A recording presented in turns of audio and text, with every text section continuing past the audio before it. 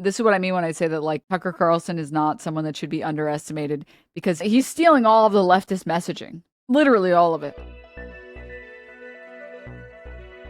This is the clip that made me decide that we're watching this. Instead, there were a lot of cowardly people, as there always are, and Trump engenders cowardice in the people around him through intimidation. And there is a kind of quality that he has that's spellbinding, and I think it probably literally is a spell. And the effect is to weaken people around him and make them more compliant and more confused. And I've experienced this myself. You spend a day with Trump and sort of like you're in this kind of dreamland. It's like smoking hash or something. It's interesting, very interesting. And there may be a supernatural component to it. I'm not a theologian, but it's real. And anyone who's been around him can tell you it's real. Instead, Huh? Trump is doing black magic on you? He's doing witchcraft. Weak-minded fool. Just simply don't be affected by the magic, idiot. Dumbass. Use your brain, bro. Hello? And that's what convinced me that we need to watch the whole thing. So lock in, guys. You spend a day with Trump and sort of like... Oh, that's like the first clip that they lead with. Well, we're watching it again. You're in this kind of dreamland. It's like smoking hash or something. It's interesting. Very interesting. Tucker believes in spells. Is he being agnostic? No, what I've found is that people who subscribe to like Abrahamic religions will sometimes also subscribe to like witchcraft and like spell casting, and then they frame it as like Satan's work, that Satan can imbue you with witchcraft, which is the whole makes sense within the Salem witch trials and everything. I'm Lulu Garcia Navarro. And the really hardcore Abrahamic religion freaks, they really do believe in the witchcraft stuff. They like actually totally believe that like witchcraft is real and the witches can get you, which is kind of funny. Just simply think that it can't and then it won't. Smile. All right, that's enough stalling. I really didn't want to watch this fucking video. But anyways. View Tucker Carlson. For many years, Carlson was one of President Trump's most vocal supporters. I mean, I've always agreed with Trump's policies, always. And here I am with a full-throated, utterly sincere endorsement of Donald Trump. But recently, Carlson has publicly broken with Trump.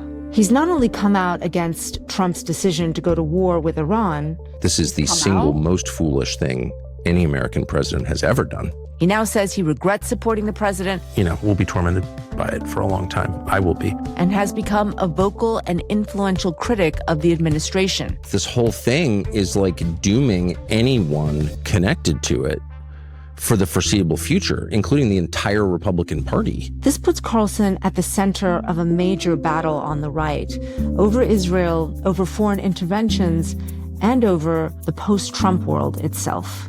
Here's my interview with Tucker Carlson. Tucker Carlson. Thanks for having me. Very excited for you to be here. Thank you. In Maine, we should say. Any excuse to come to Maine is always a good reason. Most people don't come to this part of Maine, so I'm grateful that you did.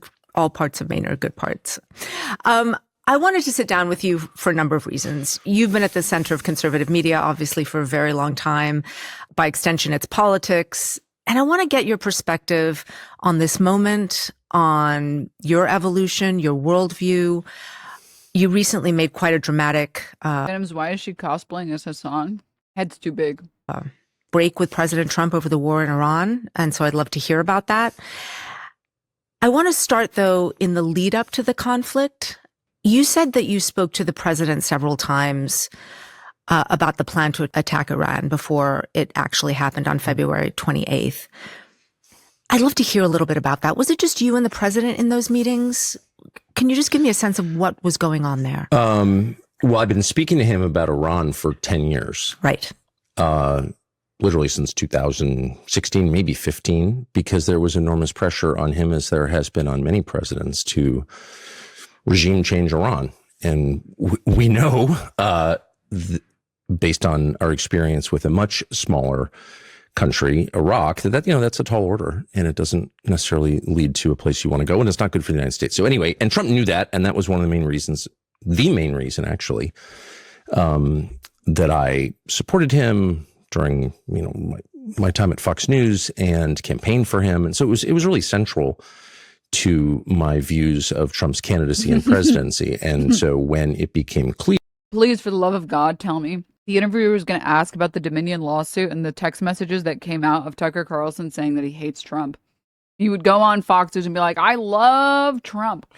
I love Trump. And then in private saying, I fucking hate Trump.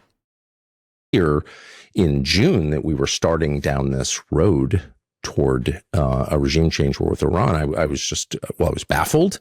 I was very upset, not because I have allegiance to Iran, but because I thought it would be terrible for the United States, as it has been. Worse even than I imagined. But I could see exactly where this was going, and he was under enormous pressure to do this, once again, as all presidents in my lifetime have been. So we talked a lot in June. He embarked on this effort to take out Iran's nuclear program, which was really just the opening salvo in a regime change effort. He knew that. I told him that. Charlie Kirk told him that. We did it. We got out. And then it became clear this winter in January that we were moving toward this thing that we're in now. And I was just absolutely panicked about it. Did he explain to you why he wanted to take the country into war? I mean, I'm just trying to understand the dynamics of that conversation. What was he Well, there were saying? multiple conversations. Right. I flew to Washington 3 times in the month before, 5 weeks, 6 weeks before, and met with him in the Oval Office alone, and people file in and out with the White House Chief of Staff, the Secretary of State, et cetera. Had lunch with him on one of those occasions, and then I spoke to him by phone many times on this topic, and he would begin almost every conversation with, do you want Iran to have a nuclear weapon? To which I said, well, I'm sort of opposed to nuclear weapons. I don't want nuclear weapons. I don't want Israel to have a nuclear weapon. I don't want anyone to have a nuclear weapon. It doesn't seem like a good thing. But that's not the question. The question is, what do you do about it? And that was kind of the end of the rationale for doing this. He never seemed enthusiastic about it, ever. And I would say, well, here are the potential effects of this. Obviously, the geography of Iran being the most important fact of Iran. Iran is not a military power, it's an economic power. That was obvious because it controls the greatest span of coastline along the Persian Gulf, which is the source of a fifth of the world's energy, et cetera, all well known now and well known to him then. And he, I think, perfectly understood the consequences. But why was he taking your calls then? Because if he knew your position and he understood the perils, I mean, was he trying to convince you to back the war? No. He made no effort to convince me at all, other than to say it's going to be all right. Everything's going to be okay. And I just didn't feel that way. None of this, I should say, was about Trump or my relationship with Trump or my feelings about Trump or his hair color or anything like that. I just didn't want the United States to go to war with Iran. And my strong feeling by the end of those conversations, which was the last one was probably a week before the war began, was that he felt he had no choice and that he was resigned to it. He was unhappy about it. He didn't seem enthusiastic at all. There was no effort to say, once we do this, the United States will be at peace, we'll be safe, we'll be more prosperous. There was none of that. Zero. I mean, you speak to many people in the administration, and I'm just trying to understand the fault lines over this. I mean, who was for the war? Who was against it while all this was being discussed? I mean, I'm guessing to a certain extent. I do talk to a lot of people there still, but I don't work there, so I don't. Sure. It's hard to really know. There are people with a long record of making bellicose noises about Iran. They still work there, so specifically the Secretary of State / National Security Advisor has said for many years Iran is the greatest threat we face, which is a ludicrous statement, but has talking said about Marco Rubio. That'd be correct.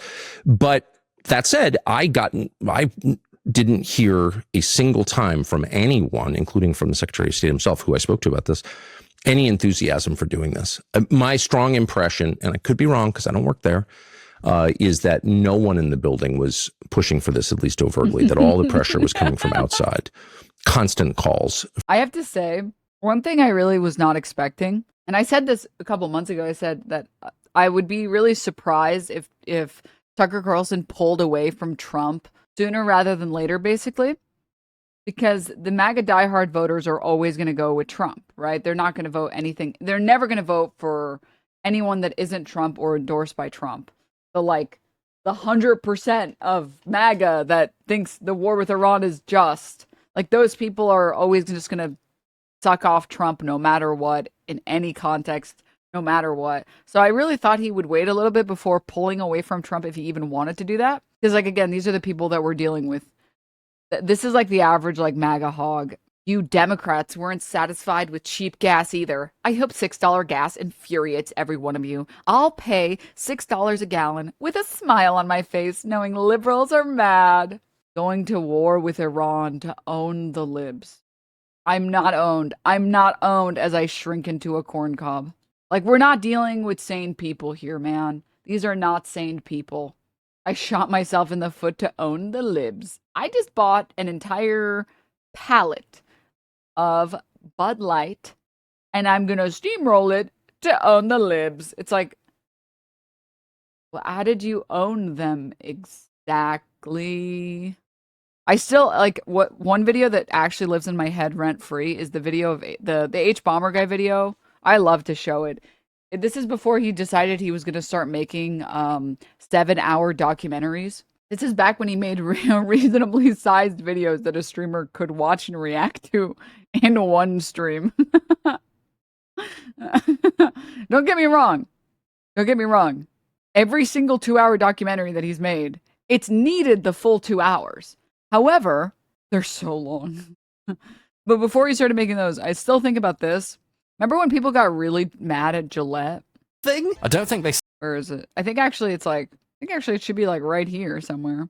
the toilet. It was shared This tweet was connected to a picture he'd taken of his Gillette razor floating in a toilet. It was shared pretty widely, so apparently this counts as a form of protest now, but I can't help but imagine the few seconds that happened after this picture was taken.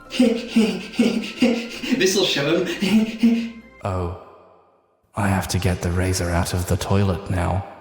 I have to reach into the toilet with my hands and take it out. I should have thought a bit harder about this, shouldn't I? I can't stop marveling at the majesty of it. Speaking briefly, Like, whoa. Putting my razor in the toilet and fishing it out 5 seconds later to own the libs. You got us. Oh, you got us so good. You got us so good. Yep. Mm-hmm. I'm so mad now. I'm so owned. He's a lib if he doesn't flush it. If he owns his house and he doesn't flush that toilet, he's a lib. I mean, think about it. There is a man that peed in that toilet, and you reaching in makes you gay, and being gay makes you a liberal. So, okay, we got to get back to the interview. Sorry. From donors and people with influence over the president, well-known Rupert Murdoch, Mary Mandelson, et cetera, et cetera, et cetera. And then a small constellation of, I guess they'd be called influencers, beginning with Mark Levin, but there were others, Sean Hannity, pushing the president to do this and telling him that you will be a figure out of history, you will save and redeem Israel or something. I think that was the case they were making. And I didn't hear of anybody making the case that this would be good for the United States. I don't think that was ever a conversation. I mean, there's been a lot of speculation about the president's mindset during this period. Yes. And part of it is, of course, about what happened after Venezuela and the successful, in their view, operation there, removing Maduro from office, and that he felt sort of emboldened by that, the success of that operation, and that he felt that this was going to be similar, that he underestimated the Iranians and what they might do in response to an attack. Yeah, I don't believe that. I think the Venezuela operation allowed him to retreat into a kind of fantasy in which he told himself this is going to be easy, but I don't think he believed that. And I should say, having spoken to him a lot in this calendar year, I detected no evidence at all of dementia, mental decline. You hear people say, well, he's gone, Okay, but I think he's always been insane, but there's definitely evidence of some fucking dementia there. Are you kidding me? Bro. He literally just rambles and rambles and rambles, bro. Oft. That was not my impression at all. Trump is not well informed on a lot of topics, for sure, is proudly ignorant on a lot of topics, but he has kind of remarkable powers of insight into people and power dynamics. Like, you don't get to be president by accident. The guy's smart in the ways that matter politically. And my strong read was that he was doing this against his will. You know, famously, the head of the Counterterrorism Center, one of the top intel officials in the country, Joe Kent, resigned shortly after the war began and said exactly the same thing. I think this decision is connected to a series of seemingly disconnected events, all of which revolve around violence. And we need to find out more about how this happened. And he was, of course, dismissed and threatened with an FBI investigation. And no one kind of followed up on that. And again, I don't know the answer, but this was not a normal decision-making process. And my strong impression was that Trump was more a hostage than a sovereign decision maker in this. Well, so tell me what you're getting at when you say the president of the United States, the most powerful country in the world, had no choice. I don't know what I mean, like, going back for a second to the smart comment, I do think one of the worst things that, like, liberals did in 2016 was underestimate Trump and underestimate how many moves were calculated. But I do think over time, the dementia's like cooked more and more of his brain. Whereas I think a lot more of it in 2016 was still present. And I think that there was a very coordinated, calculated effort to look disheveled and like to look a little ridiculous because he perceived it and his team perceived it as improving his chances of winning. I mean, what was that one guy? Why am I blanking on his name? The guy who emulated Trump in the UK. Why am I blanking? Boris Johnson. There was reporting that like Boris Johnson, his staffers said that he would purposefully mess up his hair right before he would get on a stage. And he would like untuck his tie. Like there was a very active effort to look like a bumbling idiot. He method acted so hard that he kind of became the character. Yeah. And it's the same sort of thing, or it's a similar sort of thing with Trump in 2016, where there was a large effort in attempting to come off as imperfect because it improved his chances at winning because he just didn't come off like a politician. It's like, I'm just like a guy like you, just trying to help you out. You know, you can trust me. Like I just say whatever's on my mind all of the time. So you can trust that I'm going to, you know, be real with you. And they've like, I mean, like, I think Democrats fell for it and I think Republicans fell for it. I think in 2026, I think there's a lot less of that. I think the decade of dementia, I think, impacted that greatly. And I don't think it's as effective anymore.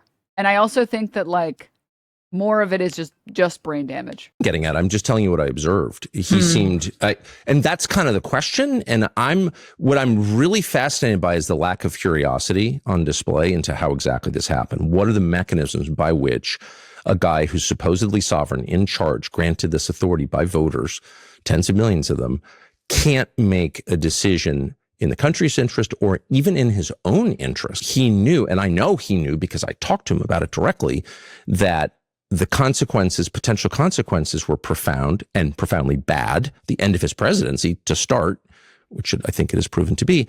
He knew that.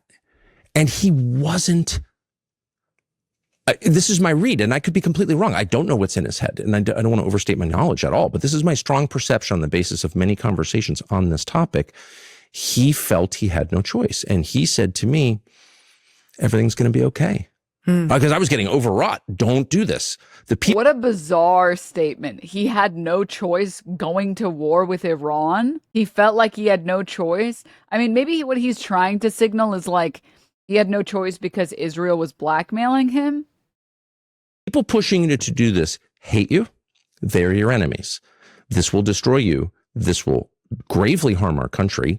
We've got kids. I'm hoping for grandkids. Let's not go there. And he said, it's going to be all right. And he said, do you know how I know that?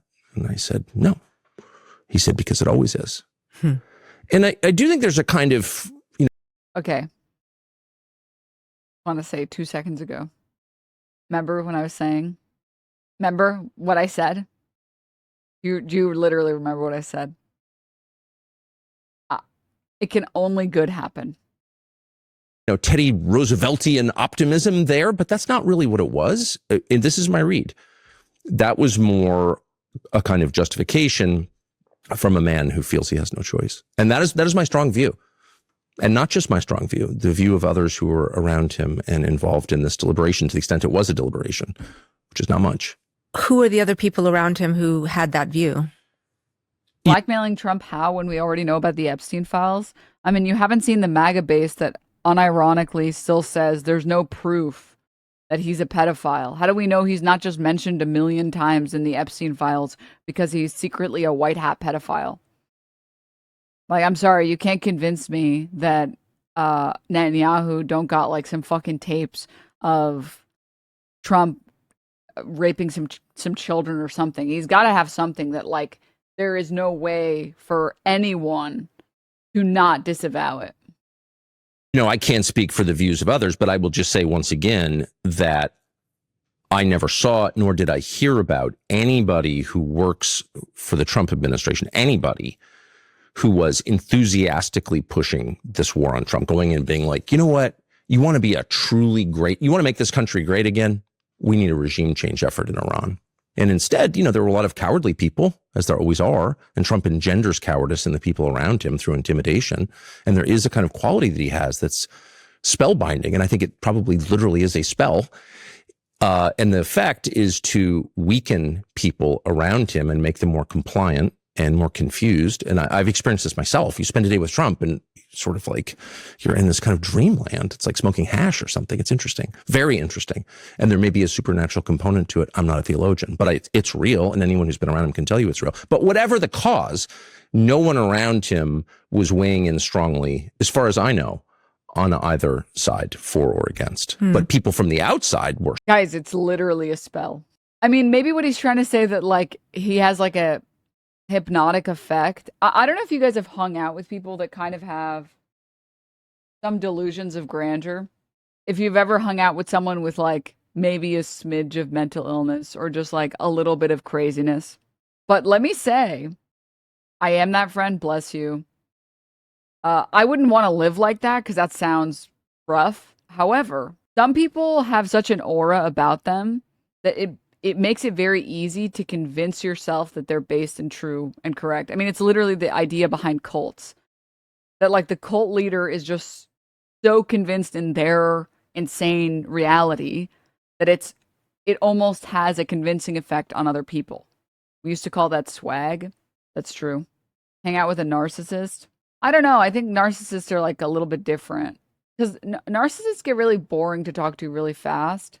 Because they only want to talk about themselves exclusively. And Trump obviously is a narcissist. But I'm saying, like, you have to have more than just narcissism there. I mean, it's why, like, we kind of love the idea of, like, well, maybe not so much anymore, but the idea of, like, con men.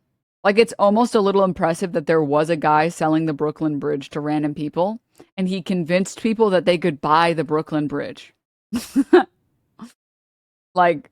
It's almost like a little impressive. Like, what the hell? It's yours. Go get it. Yeah. Wait, I don't own the Brooklyn Bridge? Wait a minute. Your mom and pop con artists. Con jobs nowadays are so boring. Oh, buy my poop coin. My slurp juice is going to make all of your NFTs go to the moon. Quick, diamond hand. It's like... Now you're just a bunch of fucking losers. Oh my God. He does have old school charisma. Well, it's not even just charisma. It's that like when someone is so certain in themselves, it makes you feel certain in them. And maybe other people haven't had this experience, in which case play enough video games, play enough rank games, and you might run into one of these people. There are people sometimes that like, isn't that grifting and not conning? Who's grifting? Who in this case? Clarify. What was I trying to say? Play some games with people like this, or like play enough games that you might find someone like this. And I will tell you, it is a very intoxicating effect. Like they'll be like, we're going to fucking win. Yeah, let's fucking go. Let's fucking win. And it makes you believe them. There is a very intoxicating effect on it. I don't know about literally a spell. I would just call it like, again, a very hypnotic effect that you can emulate by being convinced and confident in yourself. You guys have heard of like the meme of like just act like you belong or whatever. Like you can literally just kind of go there. The videos of people that like show up at construction sites. I saw this. I was watching this reel. It was this dude. It was this dude that was like, He had a clipboard and it just had some fucking like some stupid fucking art on it. It was just garbage. It was literally garbage. It was some random nonsense. And he's like at a work site and he's like, yeah, looks good, okay. All right. And he's pretending to be an inspector and no one cares. No one, everyone's like, oh, okay, I guess this is just the inspector here now. Oh, okay. Just show up in a hard hat and a safety vest and it's free access to any event. And it's like, that shit's real. You don't know how many concerts I've gotten into just by carrying a box. Bro, one of the TwitchCons I went to, this guy was like, I saw this like random staff t-shirt and they put it on and then they just walked wherever they wanted to go. I was like, that's crazy. That's crazy. Oh my fucking God. Kind of a security concern, not gonna lie, but that's crazy that you can just literally just fucking do that. Because everybody else assumes that like no one would be so confident that they would do that. No one is so crazy and delusional that they would be so confident that they could just do that. I've gotten into a secure area because I received the wrong directions while wearing a hard hat and a vest. When people realize they have free will, yeah. The selling of random junk is a grift. No, a grift suggests that you believe it and that like you're trying to like, well, I guess technically just purely by definition, yeah, you would also consider it to be a grift. I think that colloquially when we talk about grifting, we're talking about like maybe closer like politically grifting, but I feel like that's why I use the term conning more than I use grifting, but thanks, Denims. Now I'm going to dress up like a cop. Okay, I wouldn't do that. I wouldn't do that. A grift is when you don't believe it, but you sell it to those who do. I think, again, technically grift is like the original definition is a little broader, but I think generally people use it a little bit, mostly in political conversations or whatever. But anyways, why did I bring this up? Oh yeah, I'm not surprised that Trump has that effect. Strongly weighing in, calling him constantly. I'm going to give an alternative view on what may have happened. Yes. Which is, and you may be right, by the way, because I don't want to overstate what I know. Sure. I just want to due diligence. We've seen the president in his second term be much more interested in foreign policy, as many presidents are, much more open to taking action, not only in Venezuela, talking about Cuba, wanting the Nobel Peace Prize, weighing into situations in which he wasn't terribly interested in his first term. For sure. And so that's real. Could that not be part of this? It's a huge. I missed a bunch of chat messages, but this one's good. Only Zoran has the counter hex for Trump. True. Fucking true. Part of it. And there's no question about that. And all presidents decide at some point that they're not interested in running the United States because it's hard. And how do you fix Baltimore and Gary, Indiana? And what do you do about homelessness in Los Angeles? Like, these are hard questions. We can't even make head start. No, they're not. Literally, I'm sorry. Wait, what? Okay. What was the first one? The second one is not, Baltimore. Okay, whatever. That issue is like a bunch of smaller issues that you would solve, but whatever. Homelessness is not a difficult issue to solve. It's actually very easy. And it's 2 words, housing first. That's it. Other countries have done it. It's not that difficult. It's actually really, really, really easy. Artwork. Despite, many billions and a lot of sort of well-meaning people spending their lives on it, can't make it work. So these are hard problems, and I think it's universal. It's a universal experience among American presidents, but also among U.S. senators to decide, like, I'd rather run the world because the details are opaque. I don't speak these languages. I can seem, well, first of all, it's a display of male power. Send the bombs in, kill the bad people. But moreover, but when I say it's a display of male power, it's because I hate masculinity. I mean, it literally is. It's just like performing the masculine role of like, peace through strength by murdering a bunch of children, I guess. Okay.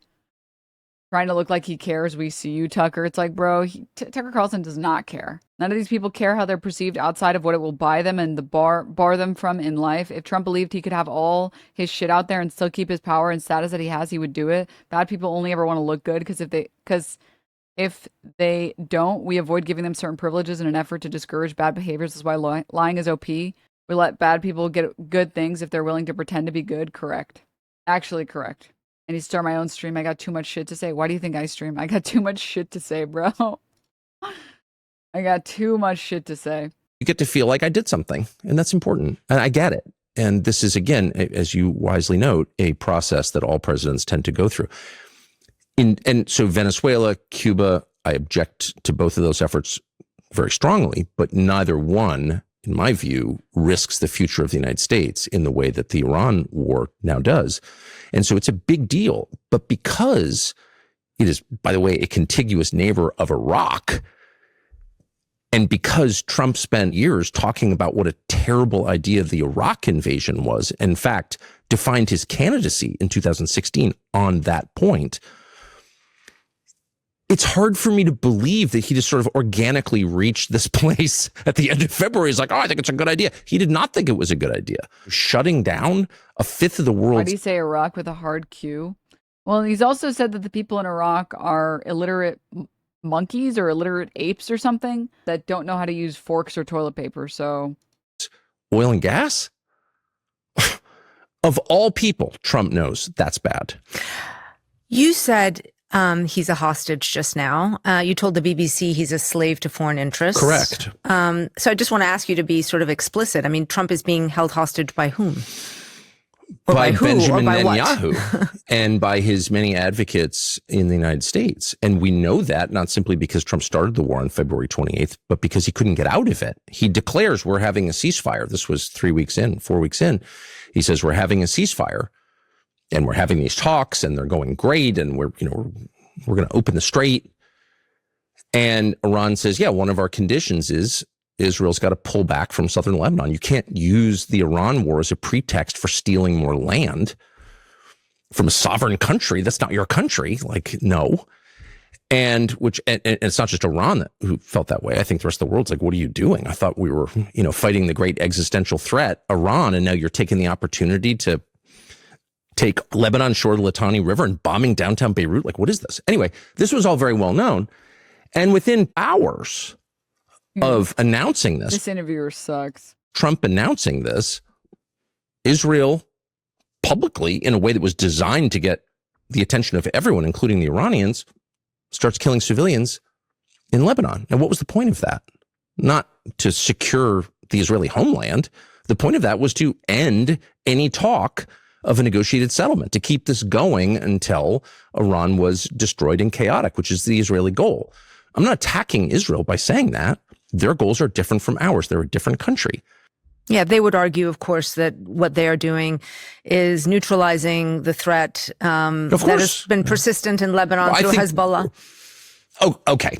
But, I mean, they invaded Lebanon in 1982.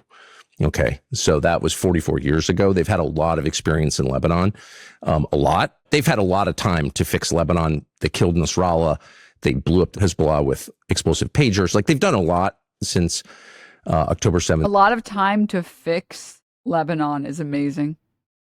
In Lebanon, they chose that moment to derail the negotiations. And they've done this repeatedly. And so my perspective as an American is, look, we're the United States. We're a country of 350 million people. You are wholly dependent on us. You're a country of 9 million people with no natural resources. I'm not against you, but like, we're not co-equals here. But the point I'm making is Trump could not restrain Netanyahu. Netanyahu is the one person Trump could not say, hey, settle down, or we'll just defund you and your country will collapse in about 10 minutes, which is true. Israel can't defend itself without the United States, despite whatever propaganda you may have heard. So again, it's not an attack on Israel. It's an attack on American leadership for not constraining its partner in a way that helps the United States. Trump said, I want a negotiated settlement. Israel stopped the settlement. Trump refused to even criticize Netanyahu in public. Are you joking? That's slavery. That is total control of one man by another. And it's, that's between Trump and Bibi and God, as far as I'm concerned. But as an American, that's our president, our elected president, whose job is to protect our country and our interests and our economy. Slavery is amazing, man. Slavery is crazy.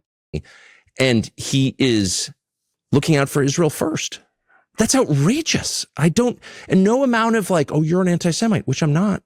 and I'm never going to be, No. Okay, Tucker Carlson absolutely is an anti-Semite, okay? It's just that his hatred of Israel is not the reason why he's an anti-Semite.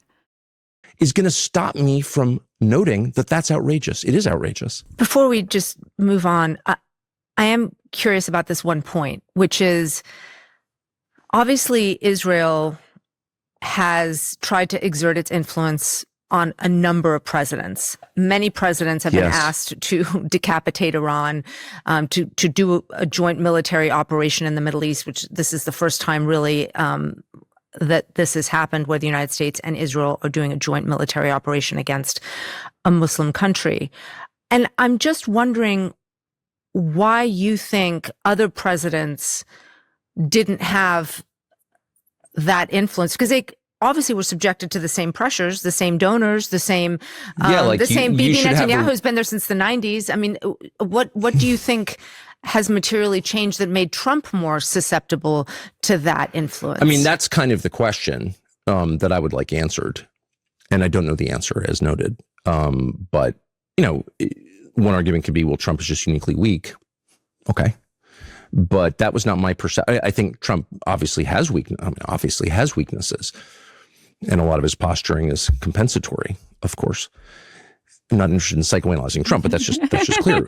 But what was it about this moment that allowed a foreign leader to have this level of influence over an American leader? And I don't know the answer, but again, I think it's worth finding out. I would also note that, and this is not a defense of Trump, hardly, this is the single most foolish thing any American president has ever done, in my opinion. I say that with sadness. But many American presidents have put Israel's interests before our own. I would say the Iraq War was a very obvious example. I mean, I don't know what to do about the fact that we have people, sitting congressmen, that when you ask them America first or Israel first, they actually unironically say Israel first. And if for some reason it's anti-Semitic to say that that's insane, and you should not be saying Israel first before America when you're serving Americans. Can you imagine if we did that for any other country? Like, can you imagine the United States, like a U.S. senator saying, like being asked America first or China first and saying China first? Like, can you imagine the headlines? Like, I don't know, man. I feel like if you serve the people of this country, you should put this country first. Huh? Fetterman, Lindsey Graham, was a whole slew of them. It's just insane. Can you imagine, like, a UK prime minister saying, or like a parliament member saying, someone asking them the UK first or France first, and them saying France first? Can you imagine? Can you just imagine for a moment? Oh, God forbid. Can you imagine? Like in Ireland, someone saying UK first.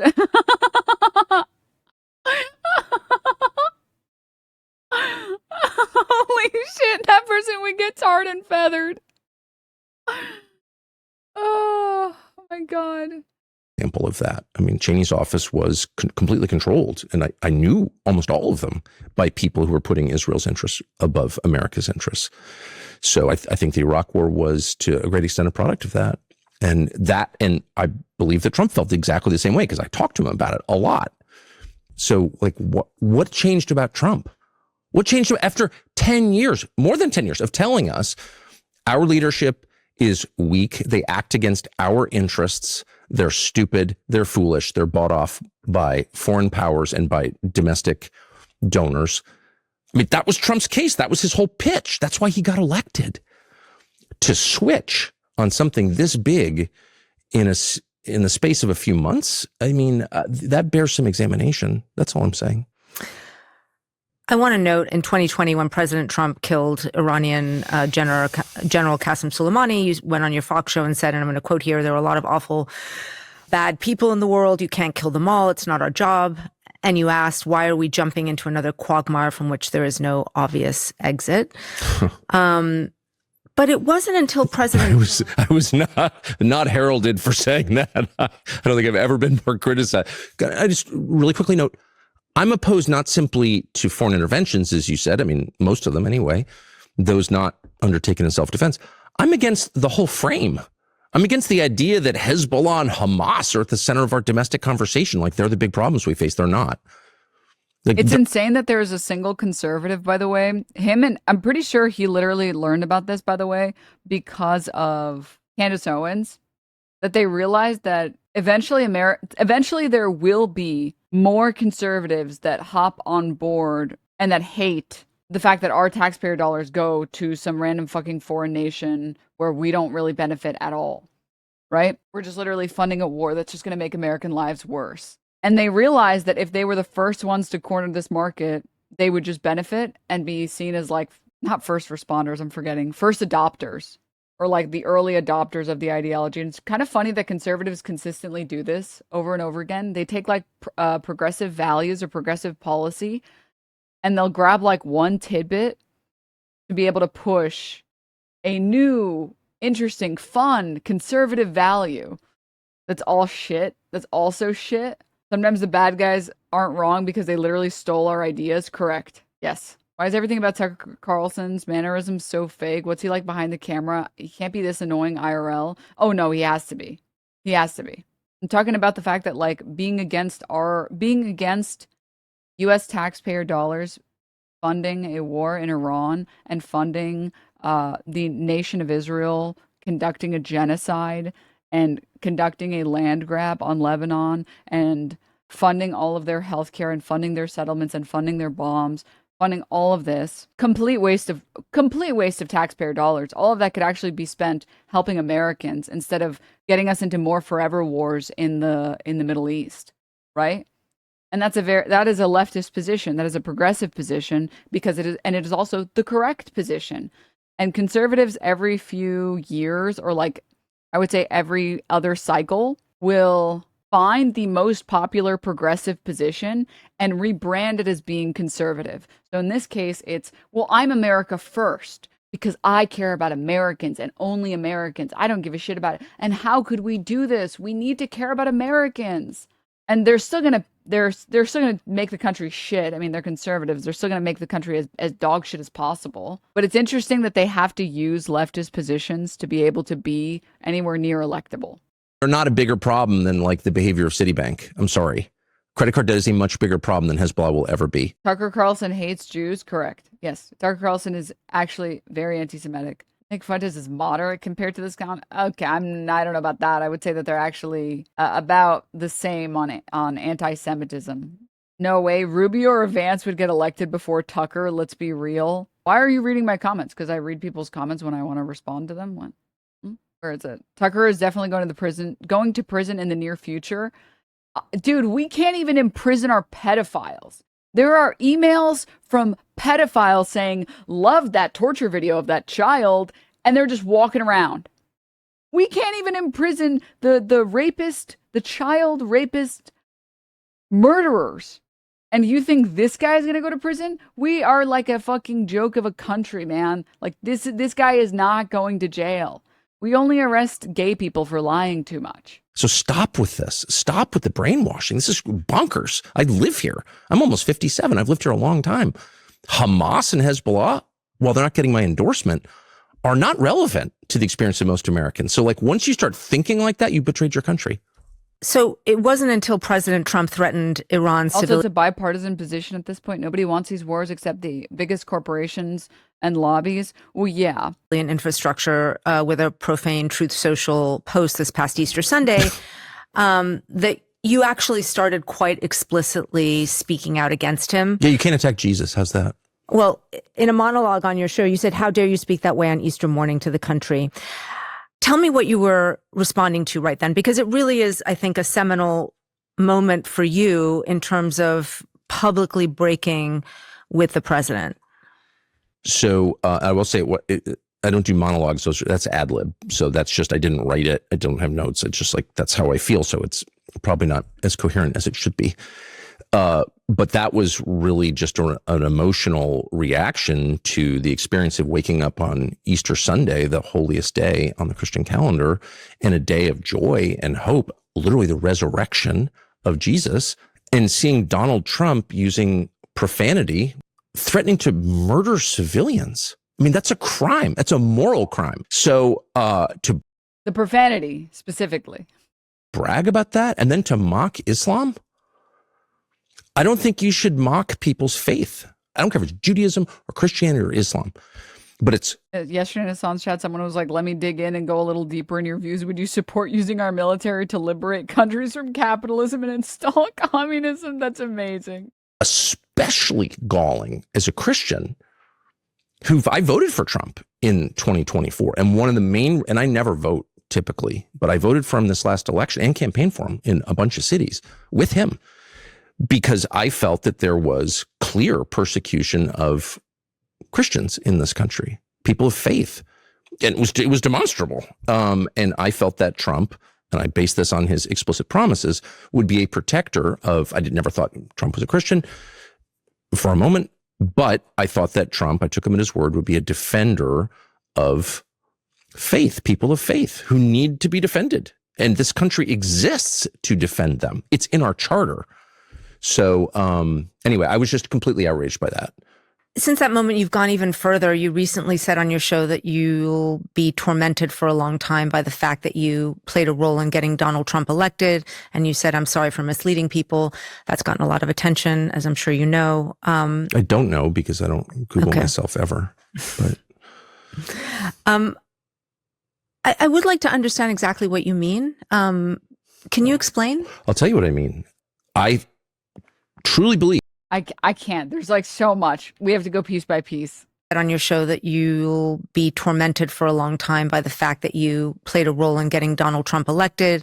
And you said, I'm sorry for misleading people.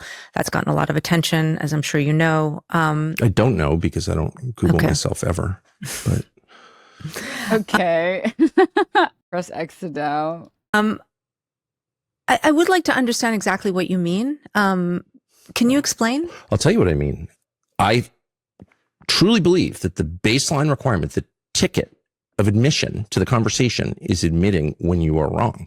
And I spent 10 years defending Trump on Fox News. I'd probably do it again because on the issues. Which, by the way, while he's defending Trump, he's saying he fucking hates Trump and can't wait for this country to go back to classical conservatism. I agree with him. I never defended a single thing I didn't believe. But at this point, the consequences of this decision are so bad for the United States and for my family and your family that like you just have to say it out loud. Like I'm a small reason. I don't think I moved a lot of votes, but I tried to. I told people this guy will keep us out of the next Iraq. Specifically, will keep us out of a regime change war with Iran. And here we are in the middle of a regime change war in Iran where hundreds of Americans have been wounded. Some number have been killed. They won't tell us. And that's just the opposite of what I said would happen. So I'm sorry. God, it's so fucking pathetic, dude. Oh my God. I really don't think people understand how dangerous Tucker is in a political sense. He's very good at reading the room. I mean, in a sort of similar way, he's as dangerous as Trump was, where it's very easy to underestimate because you're like, well, because there's this research paper that showed that people who are highly specialized and educated in a particular field, when discussing the field or discussing the intricacies in that field to laymen often get frustrated and feel like they're being talked down to and that the other person is attempting to humiliate them because you're using a bunch of technical terms that the other person doesn't know, which means you must be trying to gatekeep and you're only using all those big words because you know I don't know them. But when you're actually in the field, well, there's only one word for that thing. And you're so used to speaking to other people in the field that you're always going to describe. It would be like if I was talking about like Rivals to someone who doesn't know anything about Rivals and I was like, yeah, we're gonna. I want to find one of those clips. I don't. Let's see if I can find one. I don't think I can find it. It's one of those like skits where it's like someone in the other room listening to somebody else play a video game, and it's like they're coming, they're on me, they're on me, help, they're one, help, I'm ulting, and then you hear like the ult like sounds or whatever where it's like again. It's like, what the fuck? They're in me, bro. They're in me. It's like, what are you doing? What are you? Huh? What the hell is this game about, man? No, but genuinely, Animal Crossing is intense. 3 dudes are on me right now. They're eating my shot. They're eating my shots. And like, so a random person is like, so if you were to describe, that's like, maybe somebody else could find the clip for me. Wait, did you actually find it, Daphne? Pick your villain or your hero. I'm not judging. Or am Hearing Marvel Rivals from the other room. Whoa, I slipped on a banana peel. I'm ready to put on a show. Now I'm having fun, kitten. I am Groot. I'm the amazing Spider-Man. Ouch, that hurt. Judge, jury, executioner. I pooped my diaper. Can someone help me clean it up? Now you've made me angry. I'm getting ready to bust a nut. We're undefeatable. My nut is busting. It's spider time. Don't worry, champ. We'll get him next time, Uwu Baka. But there's another one that's like hearing people play video games in another room. But I don't think I can find it. Not having video seriously just messed me up. Thank God for headphones. Sorry. Tom's with the boys. Up the dude up in that building. Listening to him on the game with his friends. 3 dudes coming. On me. Give me them cheeks, boy. I'm on top. Now I'm on bottom. He's inside. 2 more guys coming in. Oh my God, now they're rotating. I'm coming. This dude is insane. He literally ate my shot. Up the dude up in that building.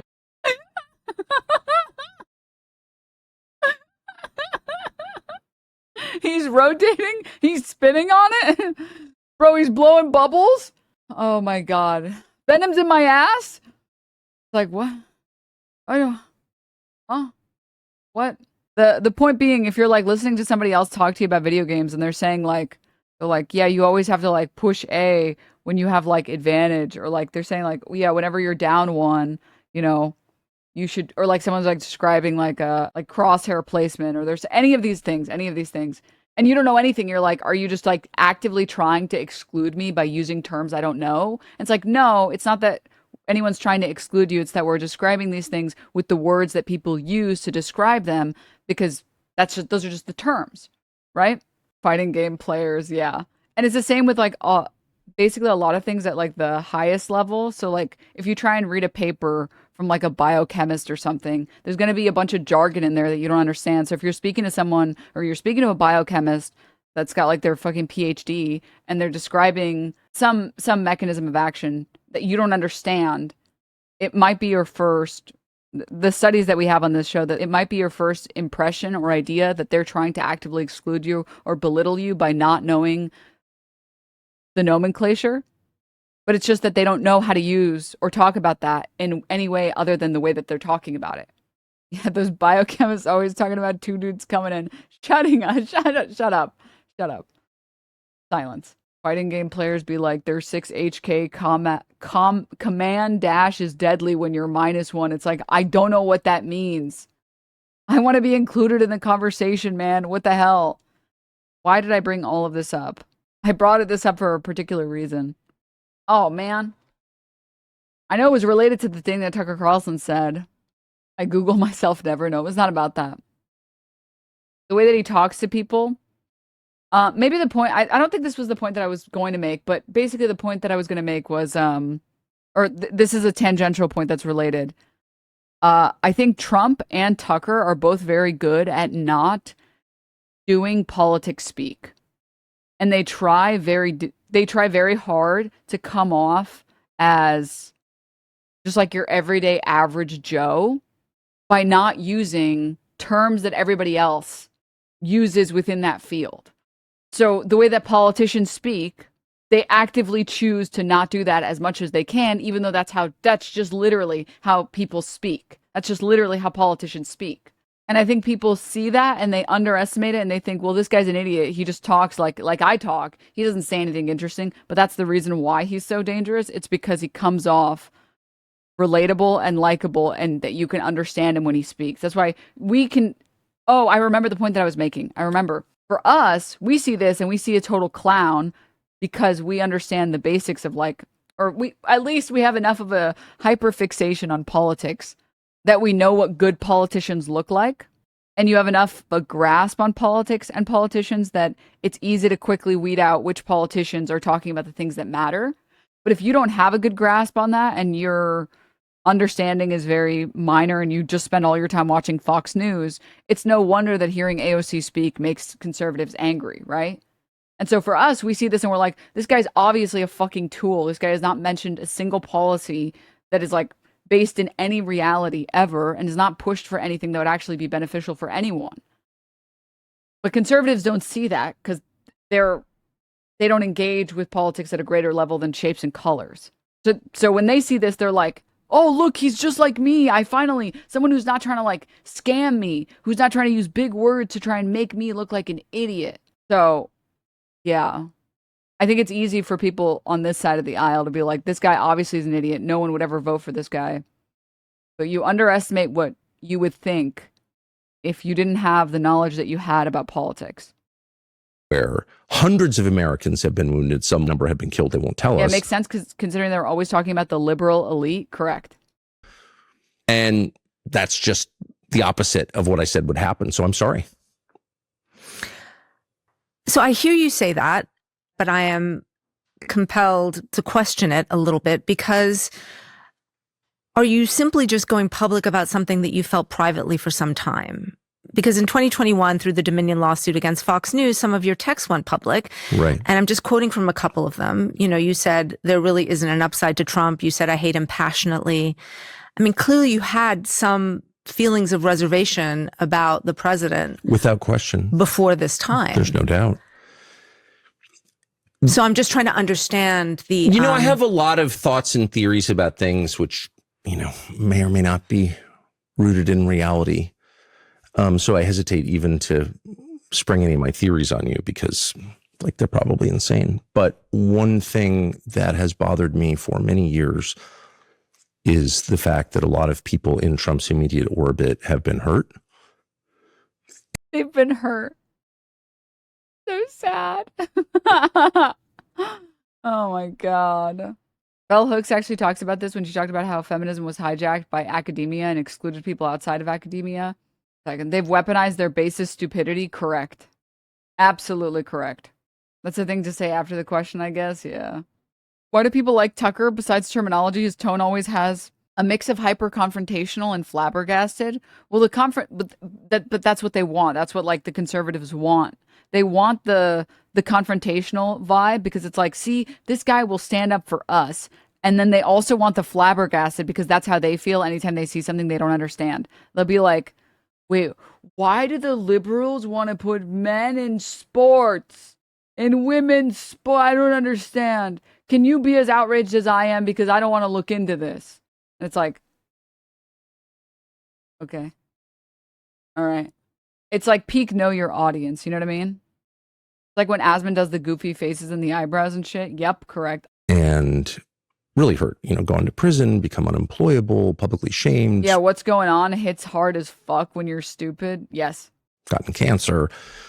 And I just am a believer in like big picture assessments of things. And, you know, so you're trying to think like, is Trump good or bad? Like he's saying things I really agree with, but then people around him are getting hurt. Is the country actually getting better? I don't know. It's hard to know because to some extent you're like, your vision is obscured by the intensity of some of these debates. Mine is easily obscured by that intensity. But did I have reservations about Trump? Of course. Did I have reservations? Meanwhile, Tucker was saying how much he fucking hated Trump, bro. Oh, come on. Got it. Thanks. I guess it's just super unrelatable to me. It's not like I have the same mannerisms as you or Hassan either, lol. Well, yeah, I mean, there's still a lot of stuff in the middle there, right? To some extent, I sublimated them or rationalized them away or focused on areas where I agreed with him. All my fault. But I told myself, and I to some extent still believe, like it's the big decisions that matter. And I knew because I know the Democratic leadership really well that they're completely under the control of the same forces and that we would get a regime change war inevitably in Iran if they were elected. And so I told myself Trump is the way to avoid the really bad thing. Come back to this moment. No response to that? Okay, whatever. For you, which is there's the political case against Trump that you make. But I do want to ask you about the moral case that you've been making as well. And that's a word that you've used, you know, in that monologue. I don't get why she's dressed like an aunt that's way too into tea and like cozy pillows with things like it's wine o'clock written on them. The reason she's dressed like that is because of this. Liberal. Happy fun, la la la. Human smuggling, fentanyl deaths, forced government euthanasia, chopping up children's genitals, la la la la la la la la la la la la la la. That's the reason why. Responding to Trump's Easter post, you said that Trump's comments were evil. And I just want to understand that a little bit better. Do you think only his comments are evil, or does the evil extend to Trump himself? Is he evil? I just want to be really clear that there's a lot of evil in me and in every person. So I just don't want to, and I've certainly experienced it myself, and I've seen it in all people. You know, we're all capable of evil. So I want to pull back on the judgment and be very precise about what I was saying, which is, I feel like evil has a very specific definition. Bro, it's a Christian thing. Christians love this shit. We're all a little evil. It's the Christian we're all sinners thing. Why is it that Christians can understand we're all sinners, we all sin, we're all evil, we're all with sin, but the second you say, like, yeah, I mean, if you grew up in a culture that's racist, you're going to be a little bit racist, they lose their minds. Why can't they understand that? I don't understand. Shaitan. They just don't like being called out. You cannot mock other people's gods and put yourself in their place. Period. That is a deal killer for me. That's worse than the war with Iran, in my opinion. Yeah. But I ask because, you know, you've been talking on your show about whether Trump is the Antichrist. I have not said that. On your show, the day after Easter, you noted he did not put his hand on the Bible during his swearing-in ceremony as president. You said, and I'm quoting, maybe he didn't put his hand on the Bible because he affirmatively rejects what's inside that book. And then on a recent show, you went further saying, here's a leader who's mocking the gods of his ancestors. You see how easy it is to fucking mog? You see how easy it is to mog if you just prep at all? Why did she wait 30 minutes to start the mogging? Mocking the God of gods and exalting himself above them. Could this be the Antichrist? I actually did not say, could this be the Antichrist? Here's a leader who's... Oh no, they put the clip in. Oh no, oh no, oh no. Mocking the gods of his ancestors, mocking the God of gods, and exalting himself above them. Could this be the Antichrist? Well, who knows? I don't know where. I'm speechless. I'm actually speechless. She gave him a false sense of security before going for the kill. This is exactly why we always say that lying is OP and it needs to be fucking nerfed. Because in any other context, by the way, where this clip isn't immediately put in, Tucker just says, no, I never said that. And then everybody moves on. Where that comes from, but I know that those words never left my lips because I'm not sure I fully understand what the Antichrist is. If there's just one, I actually tried to understand it. I may have said some are asking that. I'm not weighing in on that because I don't understand it. Just to be totally No, in clear. Revelations, obviously, the Antichrist is named in different yeah, and not just Revelation, but throughout the New Testament, there are references and in the prophets as well. So, but no, I'm not speculating about that. I know that people are speculating about that, but I would say it's enough to acknowledge that Trump, like many leaders through history, is putting himself. And this is the exact reason why, by the way, Tucker Carlson actually is way more of a problem than Democrats want to admit, or that liberals or people on the left want to admit. Because you have to understand that for like a lot of these people, for like a lot of conservatives, as long as you just keep talking and filling the dead air, and there isn't like a true gotcha moment where you literally have to admit that you were wrong or that you are speechless or whatever, you didn't lose. And he is the pivoting god, man. He is so good at pivoting. This normally I think would shake a lot of people, especially liberals. They wouldn't even, I mean, look at fucking Cory Booker. He just had to answer the question, would you go on Assange's broadcast? And he fumbled it so hard that he said, well, I don't even know who he is. Someone showed me the clips and then I don't want to go. I don't know. It's like, oh my fucking fumble. How bad is that fumble? Jesus Christ. And he's like, whereas conservatives, the really good conservatives, they play it all off by being kind of like, oh, I'm just kind of an idiot. Like, I don't know. And like, maybe I was talking about it like this. I don't know. All I do know is that Trump is blah, blah, blah. And they immediately pivot. And when you have like people like this lady, I don't even know her name. Everyone I know that watches him is a disillusioned liberal. Holy shit. That is depressing. Just act like you won and they will believe you. Yep. Above God. But even on a more terrestrial level, like to send out a picture of yourself as Jesus has got to be a red line for Christians. How could it not be? It has to be. And I wish that Christians would speak up when he attacks Allah, when he mocks the faith of Muslims. Just so to be clear, though, that was not what you were suggesting. If I thought Trump was the Antichrist, I would just say so. If I understood what the Antichrist is, I would say so. And I don't really. I mean, I guess literally it's... Because you've been discussing it repeatedly on your show, so I'm just trying to understand why. What I've tried to what do you want your audience to sort of I want my audience considering? to see what's happening now in terms beyond just material. Obviously, the commodity flow through the... I want that picture as a big poster. Dude, I cannot wait for Trump to like not be president so that I can like have Trump images and they're funny again. Because man, I have, maybe some of you don't know, but I have this really gigantic but hilarious painting. It's like just like on a canvas or whatever of a bunch of Republicans, like the worst people, but it's like ironic.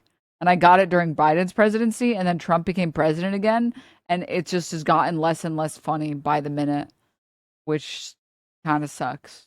Strait of Hormuz is, essential to the global economy. Got it. But I also think there is a world beyond our senses. Every culture and civilization has understood that from the beginning of time, and we're in this weird anomalous moment where we've been trained not to think that, but it's real. And this is a realization that's dawning on me. I mean, I wasn't thinking like this at all until several years ago. So I don't want to pretend that I'm a shaman or anything like that. I just want to make the point repeatedly, again and again and again, that there are unseen forces that act. There is a spiritual realm. Yeah. And we are subject to those forces for good and bad. And I don't think that any person can deny that. The spirit realm. Where the fuck is the Avatar, bro? I just want to make the point that you did say, could this be the Antichrist? And then you said, well, who knows?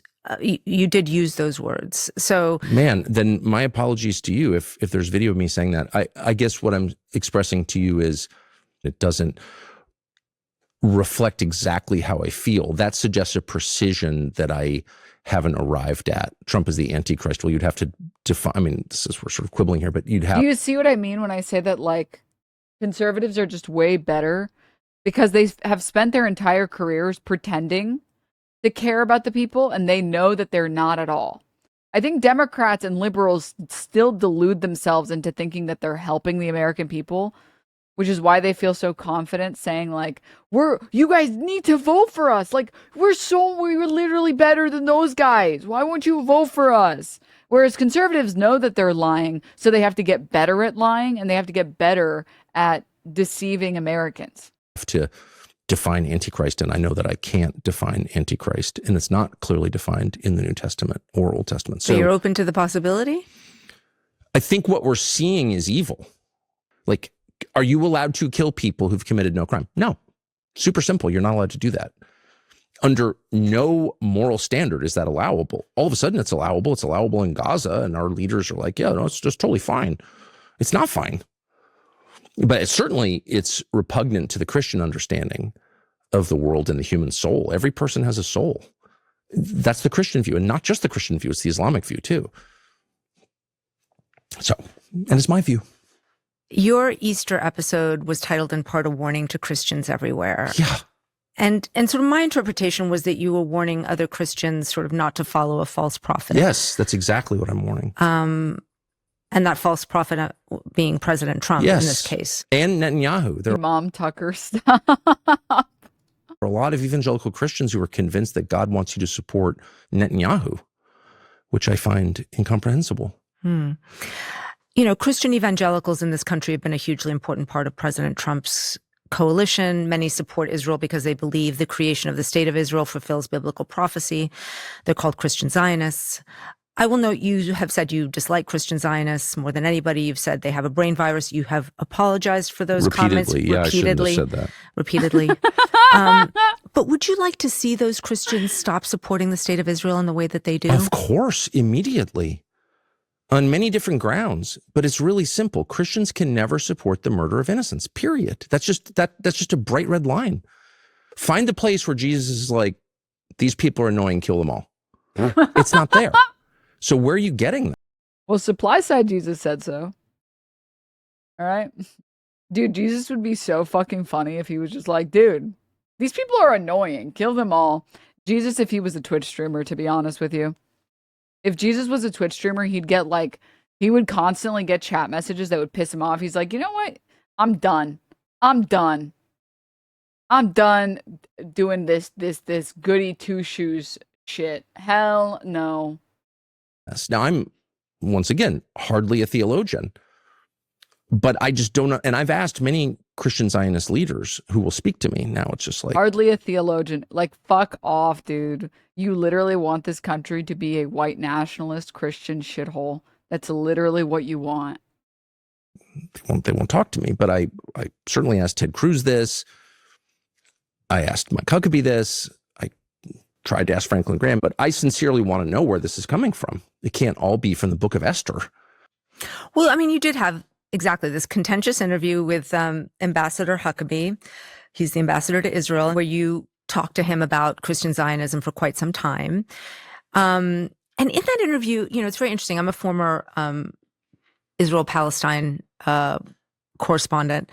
You were pressing him on if the modern state of Israel as a homeland for the Jewish people today has legal or biblical legitimacy. You were sort of questioning him on this idea, and you went round and round on this for quite some time. And I was just wondering what you were trying to get at there. I was trying to get at an answer, which I couldn't get, and instead was accused of hate for trying to evoke an answer to a very simple question. And the question was, on what basis are you making this claim? People whose ancestors didn't live here now occupy the land. That's very common in history, by the way. I'm not even objecting to it. What I'm objecting to is the claim that it's God's will and that Israel, because of this, has the unique right to exist. Okay, where does that right come from? Well, the right comes from the Bible. Okay, well, I'm not a Bible scholar, but I've certainly read it a lot. And I said to him, what are the borders? Because my read of Genesis is that that's a big hunk of land. That's the Middle East. Does Israel have a right, because you're referring to this text as the basis of the right to have that land? And he said, fine with me. So like on many levels, theological and diplomatic, kind of a big thing to say. The White House was annoyed that he said it out loud. I was grateful that he did, because it's good to know what the terms are. And the second question I asked, which is, okay, if Israel has a right derived from this scene in Genesis, then to whom does it apply? Who are Abraham's heirs? And he said, well, the Jews. And I said, okay. And by the way, just to be clear, these are not conversations that I sought. I was never interested in this topic. Like, Israel's a country with borders and sovereignty and a seat at the UN. And it's a nation state like ours, like every country. The second you start telling me that as a Christian, I'm obligated to support the government of this country, then I have a right to ask you what you're talking about. It's that simple. So, okay, fine. I flew all the way to Israel, which I didn't want to do. And I asked him, what are you talking about? To whom does this right apply? And on what basis? Shut up, anti-Semite. Okay, now. So from my... That's such a good soundbite. Shut up, anti-Semite. perspective, that was like the most revealing conversation I think I've ever had. Why, though, were you so interested in those questions about... Why? Because we're now in a war which is in the process of destroying the United States economy and getting Americans killed, because Israel pushed the United States president, who caved. I'm not giving him a pass, but that's just a fact. That's what happened. I saw it. And Israel has that power in our Congress, not because we have so many Jews. I don't know how many Jews live in the United States, fewer than 10 million, I think, but because we have tens of millions of evangelical Christians who unquestioningly support Israel because they believe it's their theological duty to do so. Correct. So on Actually, this question unfortunately, hangs correct. the future of the American economy It's and sad the because, lives of Americans. This is what I mean when I say that, like, conservatives are very good at parroting progressive positions that are objectively correct and pretending like they don't believe anything beyond that. Because, like, Tucker Carlson is a fucking anti-Semite, fully and thoroughly an anti-Semite. I mean, he's a white nationalist, but he knows that it's not popular or that it's not acceptable to just be an anti-Semite and be against Israel because he's an anti-Semite. So he has to repackage it the way that progressives repackage it, or rather, more specifically, the way that progressives discuss any of these ideas, right? Co-opting the winning talking point is easy as long as nobody figures it out. You're pushing for a white nationalist Christian state because you literally think anyone and anything else is beneath you. I'm trying to find, like, he has some, like, I can see if I can find, like, a highlight reel or something. I feel like everybody already knows how much of an anti-Semite Tucker Carlson is, but in case there are people who don't, I'll see what I can find. Service members. There's no more important question. And the effort to push me away from that question by calling me names, calling me a hater, saying I'm obsessed with Israel. Okay. I would be grateful never to think about it again. I find Israel actually geostrategically irrelevant, except to the extent that we imbue it with relevance at the behest largely of evangelical Christians. So you can see there's a one-to-one correlation between these questions and the future of my country. Mike Huckabee and the people he represents have made it the nation's business, at which point it is entirely fair. In fact, it's a requirement of good citizenship to press him on what are you talking about? And he refused to answer those questions, at which point I say, as someone who's still committed to reason, you've been exposed as a fraud and or a liar. I think one of the reasons why this was particularly notable for many people, that interaction that you had with Mike Huckabee, and the reason you in particular got so much pushback is because there is an enormous sensitivity around Israel being the homeland of the Jewish people and the attempt to delegitimize that. I have enormous sensitivity about the United States being the homeland of my people and the burial place of my ancestors. I have enormous sensitivity about the future of the United States. Those are my concerns. I'm not dismissing the concerns of any other group, including Israelis or Iranians or Venezuelans or anybody else. Everybody has his or her own set of concerns, but my concerns revolve around my country. And so I'm not going to subordinate my concerns and the concerns of my children to other people's hysteria, no matter what country it is. Why do you think you get tagged so often with anti-Semitism? Because I think there are two reasons. Because he's an anti-Semite. One is... But admittedly, it's also because he's anti-Israel. That's why they call Rachel an anti-Semite. I'm not an anti-Semite. Yes, you are. And I think that's obvious. I've expressed this many times, and I'll do so again. I have temperamental and religious objections to anti-Semitism or any hate or discrimination based on bloodline that is against Christian theology. It's against my personal ethics, and I oppose it no matter who is suffering from it, whether it's whites or blacks or Jews. Nobody can be punished for his bloodline, period. I don't believe in collective punishment. Let me see if I can find. I don't know if I have like the clip of it, but we'll see. Bro. Okay, well, when this ad is over. Like the Israeli government. So that's number one. I am opposed to anti-Semitism, and that's a threat because I'm not approaching this as someone who wants to hurt Jews. I just don't want the United States to be implicated in the crimes of other nations, and I'm not intimidated. And number two. Okay, here it is. The guy who's definitely not a Nazi, by the way. What it is.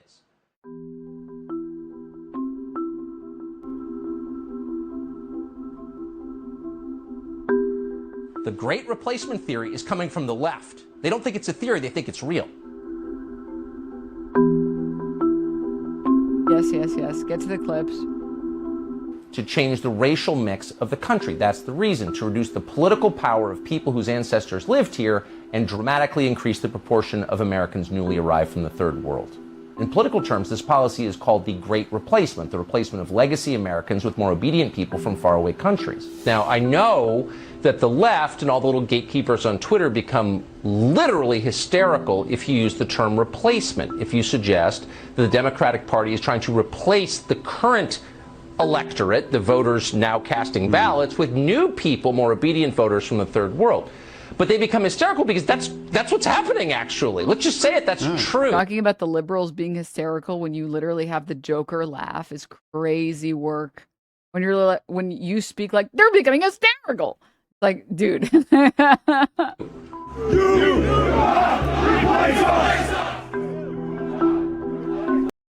Anyways, yeah, that's the general gist of it. There's something pretty funny about him being like, I don't even know why they would ever call me anti-Semitic. It's like, dog, you have over 400 segments talking about the Great Replacement theory. Uh-huh. For sure. That is a much easier conversation than answering very simple questions like, where does the right to exist come from that Israel has, that I've been told for many years has a unique right globally to exist? Where does that right emanate from? Who granted that right and on what grounds? And they can't answer the questions, and they don't want to have the conversation. So just to be totally clear, asking questions is not hate. Telling the truth is not hate. And they don't want to answer the questions, and they don't want to tell the truth. And by the way, it's not just Jews. I think I've been attacked more viciously by Christian Zionists than I have by Jews, just in point of fact. It's a kind of nice universalism to it.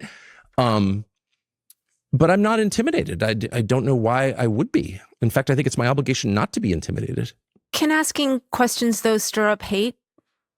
I mean, language is powerful. Well, sure. I mean, you could pose attacks in the form of questions. I've certainly done that a lot, for sure. But the questions themselves hang in the air, and a legitimate question deserves an answer. Stupid fucking question. The reason I want to press on this a little bit more is that you know that there is an entire anti-Semitic worldview that has been based on the protocols of the elders of Zion, you know, that there is like this cabal of powerful Jews that controls the world. And, you know, that book was written in the early 20th century, but it, you know, helped the Nazis, and it really has informed a lot of the views of many people today that there is, you know, this very powerful sect of Jewish people who want global war and global conflict. And I think that there is a concern that I have, and a real concern. I don't mean this as something that people say to slander anyone, but just a real concern that the rhetoric where everything is blamed on Israel, where Israel has these supernatural powers almost to influence the president, to influence the previous president, George W. Bush, to enter into the Iraq War, to, you know, be involved in assassinations, et cetera, that it has echoes of that, and that people are genuinely concerned that it opens the door to this idea that has been debunked and has been used in, you know, absolutely vicious ways to annihilate an entire people. What the fuck is this lady talking about? Huh? Why did she start bringing up all this, like, actually anti-Semitic shit? She's like actually doing Jewish hypnosis nonsense on this fucking interview. Hello? No one's talking about supernatural powers of Israel. People are saying that Israel is an intelligence state and it uses intelligence for power. That's it. Surprise, surprise, blackmail is effective. That's it. It's not some unique, mystical, incredible thing. It's just using leverage to get what you want that is beneficial for your state. Hello? I'm not quite sure what that means. Let me tell you my concerns. My main concern is the destruction of the United States. And that is in no way to minimize anyone else's concerns, but I have a right to that concern. And I will not have my own concerns hijacked. I will not submit to being told what my concerns should be. I'm an adult man who pays his taxes. I have a right to come up with my own hierarchy of concern. And at the very top is the destruction of my country, which I've lived in for 56 years. And I know that it's not better than it was, and it's not getting better than it was. And there are many reasons for that. One of them is this war, but there are many others. And so people say, well, I'm really concerned. Well, I'm really concerned too. I'm really concerned that the Prime Minister of Israel and his many cheerleaders in American media, including at the New York Times, if I can say, pushed the U.S. government into a war that hurts the United States. That's my concern. And I would say that's at least co-equal with anyone else's concerns. So that's the first thing I would say. Second, as to the elders of Zion or whatever, I don't know what that is. I've heard references to it. It's like I don't even know what that is. What are we doing? What is going on? All right, dude. Tsarist forgery or something. Look, Just like he doesn't know what the Great Replacement theory is, the thing that he like pushed on Fox News for years. All right, dude.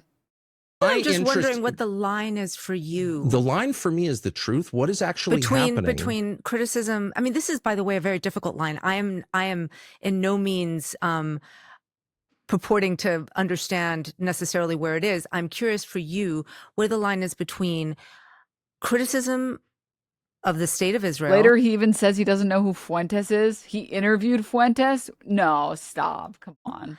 And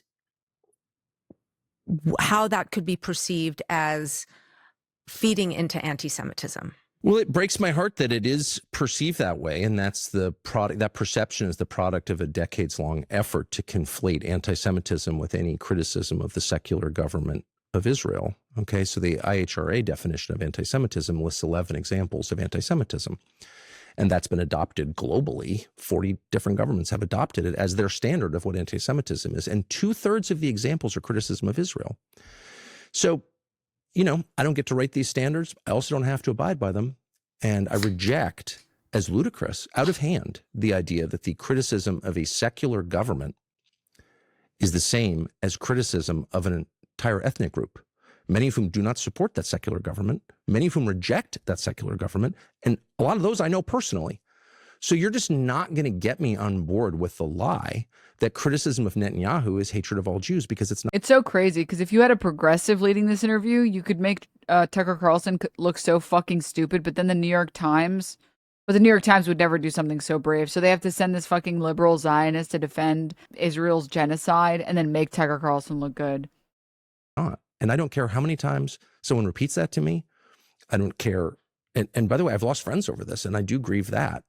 People who are totally convinced that Is criticism... it just Bibi that you're against, or if there was a different government in Israel, it would be okay? I'm against anything that hurts my country. Why wouldn't I be? I live here. No, but I'm just curious, like if there's elections coming up and if Bibi gets kicked out, are you I took my family on vacation there. I'm just trying to understand. Obviously, I'm not against Israel. I never have been against. By the way, you can check the record. Before maybe 2.5 years ago, I don't think I ever, well, I certainly never criticized Israel, but I rarely even mentioned Israel. I could give you a long list of the things that I love about Israel, particularly about Jerusalem, which is one of my favorite cities. Jerusalem and Beirut, greatest cities in the world. It kills me to see them at the center of all of this. I think he's such a grifting sack of shit. Oh my fucking God. We ban criticism of a foreign country. I love Jerusalem and Beirut. They're the most beautiful cities ever. They're so beautiful.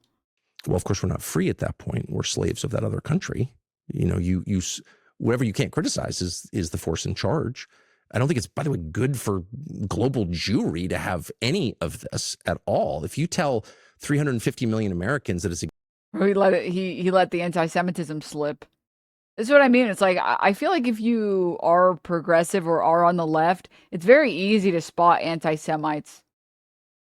Against the law, and it's very close to against the law at this point. It's against the law to criticize Israel.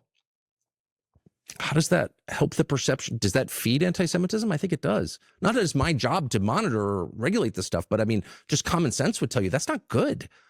If you want to make the case on behalf of anything, any idea, including ones I disagree with, make your case. Tell me why it's a good idea. And we're falling out of that habit and instead trying to hurt people who disagree with us. And I just will always reject that. I guess I'm the liberal. I would say it's not exactly against the law, No, but you are not a liberal. I You're the understand farthest Someone thing was, from a just liberal. someone was just arrested because look, the second specific things that the second have you say taken that place. criticism is the same as a threat or words are violence, then of course it's very easy to arrest people, as they are arrested in Great Britain. They've had hundreds of people arrested in Great Britain for criticizing Israel. I don't know why any liberal-minded, and I'm in that group, liberal-minded, you have a right to your views, I have a right to mine. I don't know why any liberal-minded person will go along with this and not say, whoa, this is Whoa. totally bonkers. And this is the road to totalitarianism. And I would say What the fuck are you talking about? He's totally a liberal, neoliberal at least. Are you smoking crack or are you joking? Bro is a white nationalist, conservative. I am not. Bro is a white nationalist, man. He's literally like a fucking fascist Nazi. And none of these are hyperbolic. He literally pushes great replacement theory. He's literally pushed like Jews control everything theory. Oh, you're one of these chatters. Okay. Do you not understand that like if you make the word liberal be anything that isn't progressive, the word has a lot less value? If we just call everything that's to the right of progressive liberal, it becomes a little bit more useless. That's a good thing. How could that possibly be? No, I get it, but he's not exactly not neoliberal. Okay, I know the type of person that you are. I'm not going to push you on this because I know you can't be pushed on this. You can think that. I don't care. You can have that opinion. You can have that opinion. That's fine. Are we saying that liberalism is progressive? What? Who said that? Who would say that? What? about any topic. I'm gonna move on because we've talked about some fissures that have emerged among conservatives over Israel and the war, right? You've talked Fissures, about, yeah, it's sort of blown up. Yeah. And I want to dig into that because earlier this year you told Megyn Kelly that there is, quote, a huge scramble, and you said, I'm in the middle of it to define what the Republican Party is after Trump. Yep.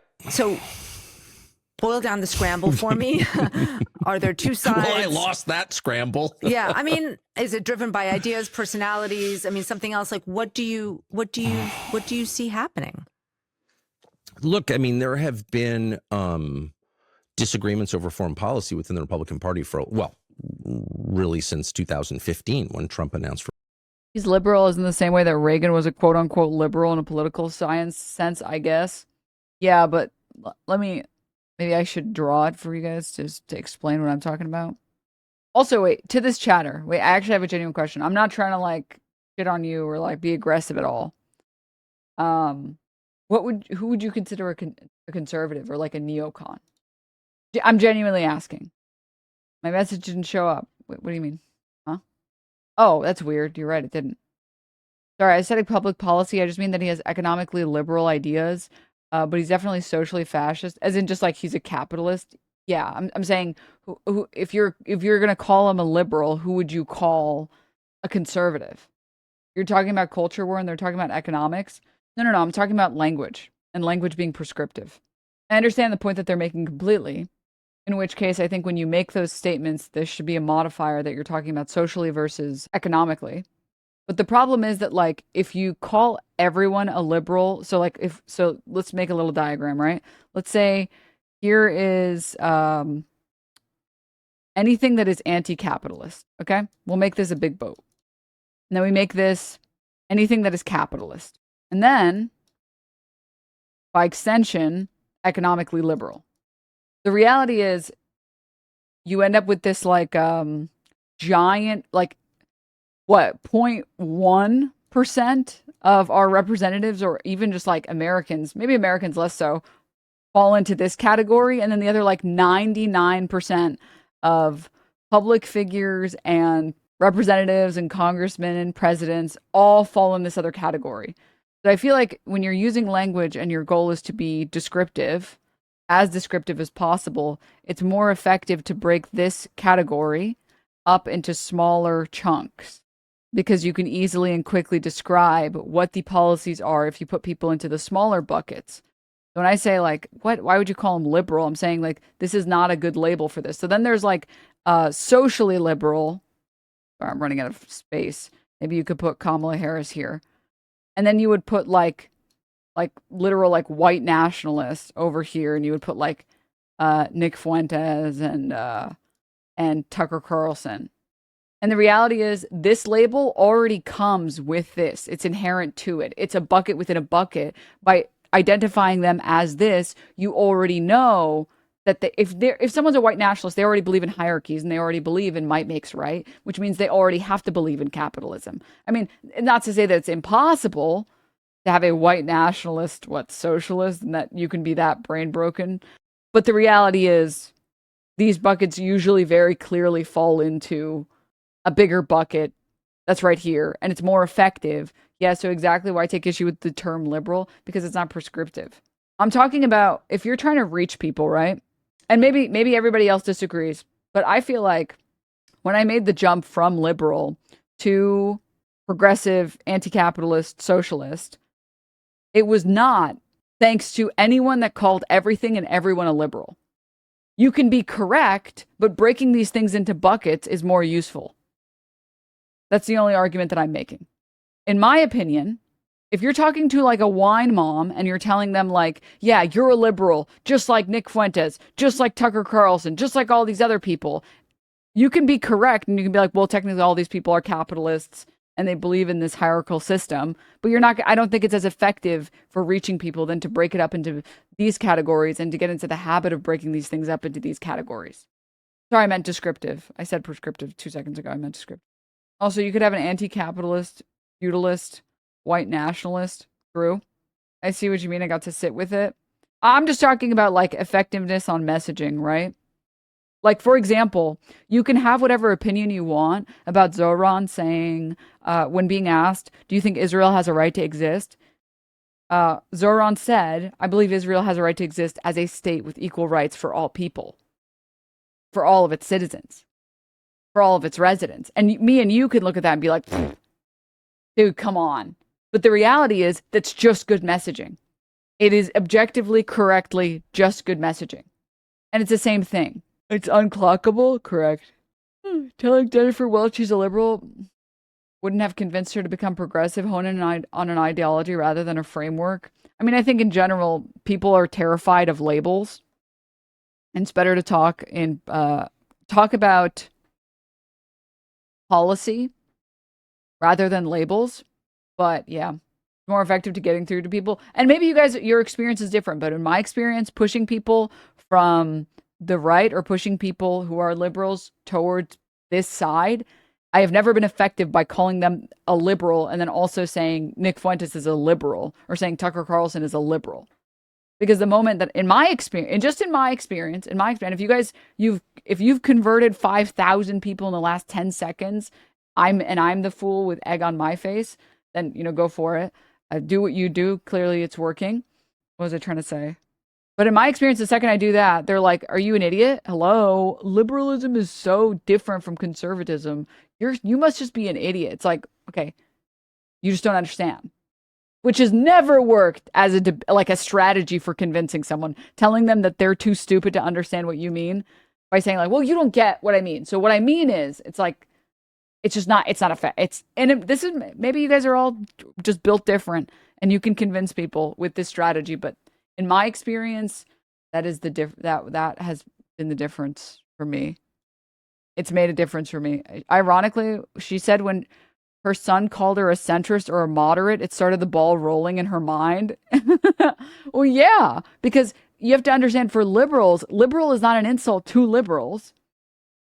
And it's not when it is an insult to conservatives, it's because they want to go further right. So the strategy of insulting someone for being what they perceive as left-wing is not effective, right? You're saying that the chatter isn't technically wrong, just not helpful language. Well, I'm saying like, it's bizarre to frame it that way. Or I think ineffective would be the correct way to frame it. That it can be right, but also ineffective.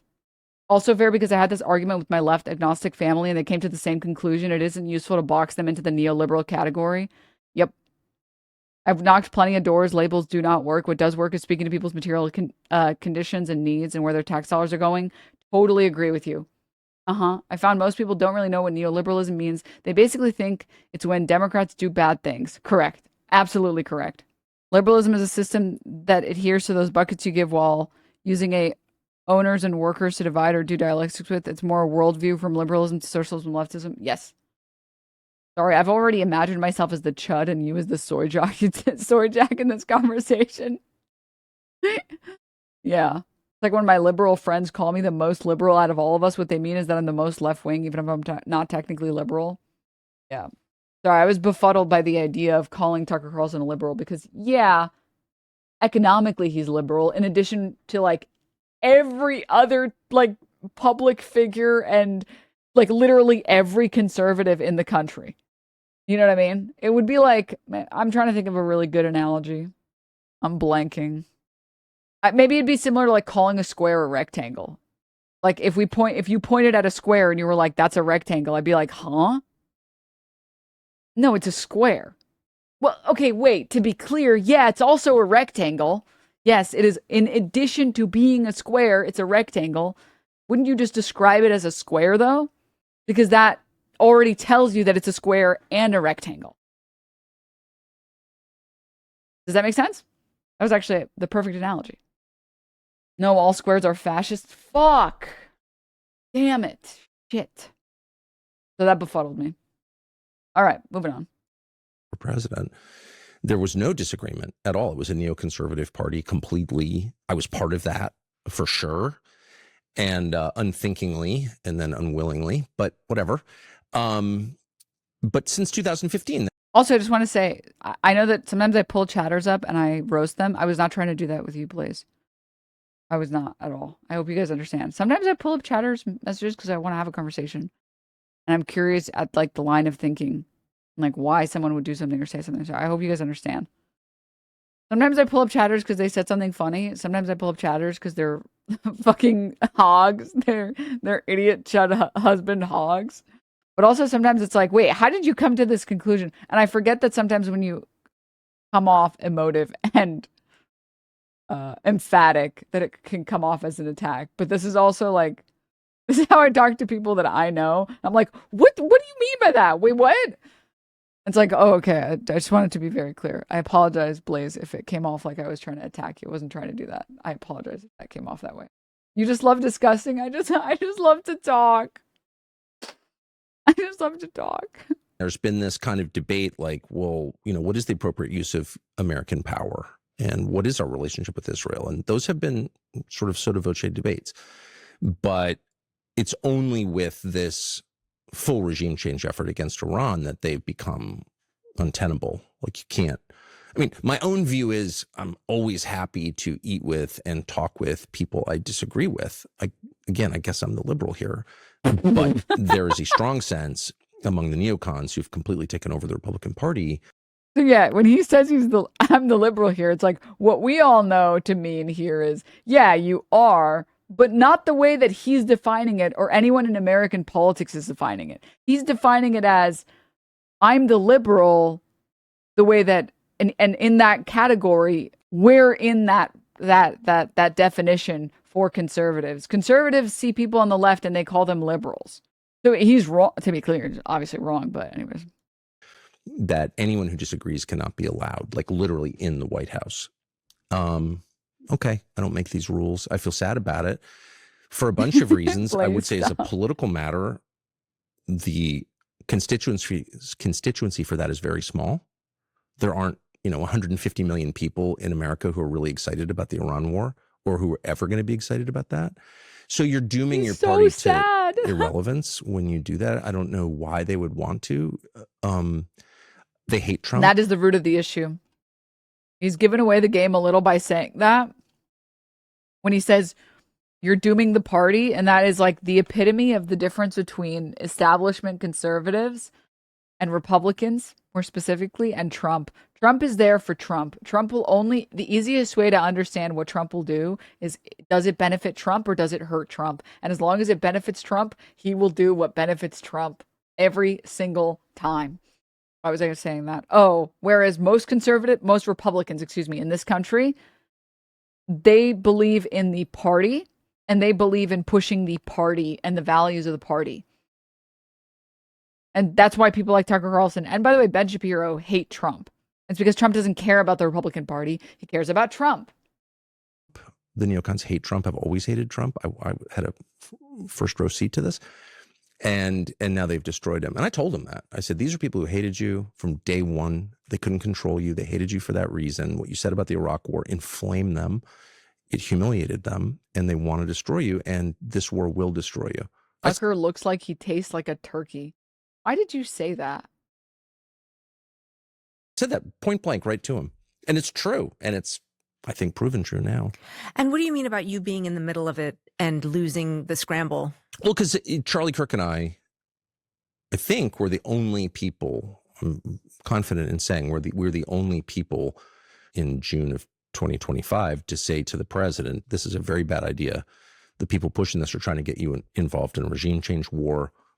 You've campaigned against that. Don't do this. Oh, no.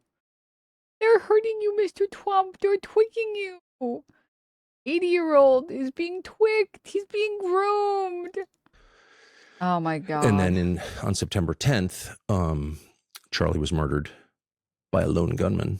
So by the time this latest round happened in January and February, I think I was the only person who said that to Trump for a bunch of reasons. So now it's, we know who won by the effects.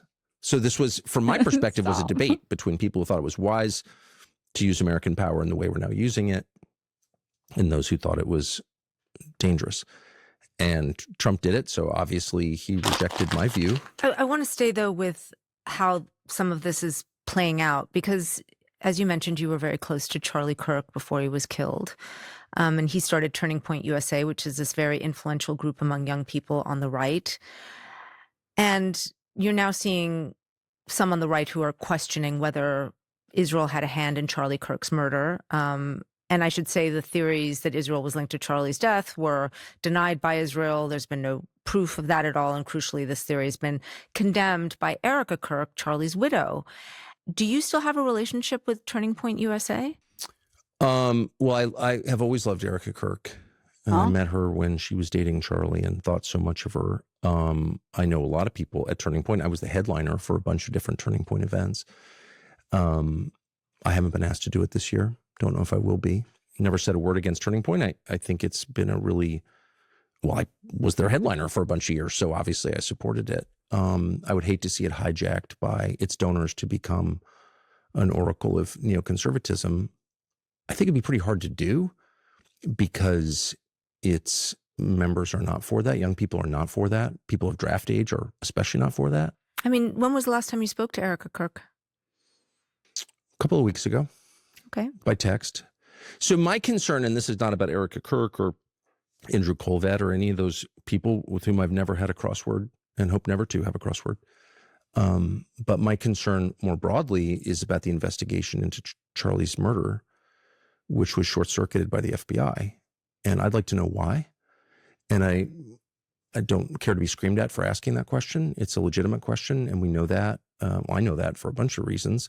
But the public knows it because Joe Kent said it out loud and explained it. He's the head of the National Counterterrorism Center. He's an ODNI. And he was told by the FBI that he could not investigate it. And as a friend of Charlie's, I'm not going to be intimidated into saying the following, which is, on what grounds would you do that? I'm not saying the guy who's been arrested didn't pull the trigger. I'm not, there's been no trial. He was obviously handed over by his father. Do we know that? I don't know what I know because there hasn't been a trial yet. And again, it's like so many things. And it's not just Israel. It's not just Charlie Kirk. It's the existence of NATO or the way the economy is structured. Why is capital taxed at half the rate of labor? Like, that's a question that bothers me. In every case, shut up, socialist. That is a sound so bad. Why is he kind of coming when he's saying it? In every case, shut up, socialist, racist, conspiracy theorist. Like, just too old for that. Why don't you answer the question? Oh my God, I need that. I need that so bad. Oh my God, I need that so fucking bad. New alert. We haven't had a new alert in a while. I feel like that's kind of sweet. Shut up, socialist. That's my job. Do you think Turning Point's influence has waned since Charlie's death? I haven't the faintest idea. I do think that, I agree with most Americans when I say I think this war's a disaster. It's impossible to see how it helps the United States. And, I would like to see all self-described conservative groups pressure the president, as Charlie did, to minimize the damage. And I hope Turning Point is working on that. I don't know the answer, but I certainly hope they are. I can't. Yeah, so they should. I can't say confidently Charlie would be working to do that. Obviously, Turning Point is just one organization trying to reach youth on the right, but you also have Nick Fuentes, the far-right white nationalist influencer who's called Hitler effing cool, who also has a huge following among young right-leaning men. How do you see Fuentes in terms of the future of the right? It's so hard to know. I'll tell you my instinct on it. Most of the debate. Please, I need to escape the fa. No fa, please.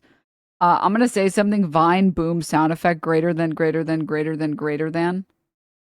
Fa. It's about race, ethnicity, religion, to some extent immigration, are less resonant long-term than debates about economics. I think the main frustration among young people is not just that the composition of the country is changing too fast, which it definitely is, but the main concerns are about the lack of economic opportunity for American young people who are totally screwed at like a more profound level than people acknowledge. Older people do not acknowledge. Why am I laughing so hard? I write hang poster on my to-do list.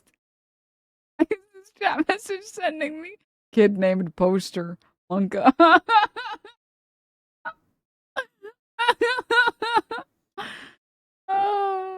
Okay, stop. Screwed at like a more profound level than people acknowledge. Older people do not acknowledge that. I had dinner the other night with a bunch of kids from Stanford, really smart. They're at Stanford. And one of them said, oh yeah, his best friend just graduated with a degree in computer science last year, has not been able to find a job. Stanford computer science, can't find a job. So that's like a window into the total destruction of the economic opportunity for young people. And what looks to me as a non-economist, like the true oh, thank you, Trash Panda. Hoarding of capital by a tiny group of people. It looks like a very lopsided and unfair economic system that is guaranteed to radicalize young people, and not just young people, but especially young people. And so I think most future conversations politically will be about economics. I do think that. I think we're at sort of the last stage. This is the last time the U.S. has ever been. So you see that, what I'm trying to understand is you see that as Fuentes' power waning? For sure. Well, I don't know Fuentes in particular. I mean, I don't know Fuentes in particular, brother. You interviewed him. What do you mean you don't know him in particular? I'm going to be honest. Tucker Carlson, at the very least, plays a bit of a factor in the reason why I have to see Nick Fuentes clips on my timeline. So I don't think he's allowed to be like, I don't know why this happened. What the heck? I don't know why this happened. I don't even know this guy. Who is this guy? Nick Fuentes? I don't know this guy. I have $50K in student loan debt and a master's in engineering, and I'm unemployed. You don't see me shooting up the White House or the White House Correspondents' Dinner. Shrug. Yeah. Wasn't even aware of Fuentes. I mean, again, I'm just in a different world, right? Okay. So I wasn't even aware of Fuentes. Read the New York Times or whatever. Like, I'm just older, okay? So I'm not an expert on Fuentes' reach or even what he's saying day to day. I really don't know. But he has been I think Nick Fuentes would be cured by a tall goth girlfriend. He's gay. I'm like, he's gay, bro. What do you mean? That was literally never gonna work. What? He's gay, sweetie. Yeah, I just listen. Caricatured as a race guy, which he may be, by the way. It was like mad about the Jews or black people or whatever. Yeah, tall goth femboy.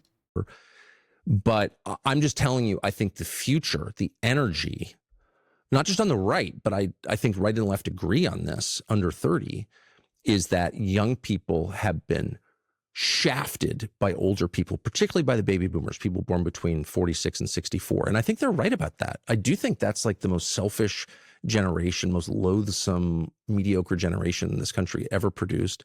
Not all of them, but in general, I would say their behavior has been shameful. You see what I mean, chat, when I say that, like, unfortunately, Tucker Carlson is appealing to a lot of people?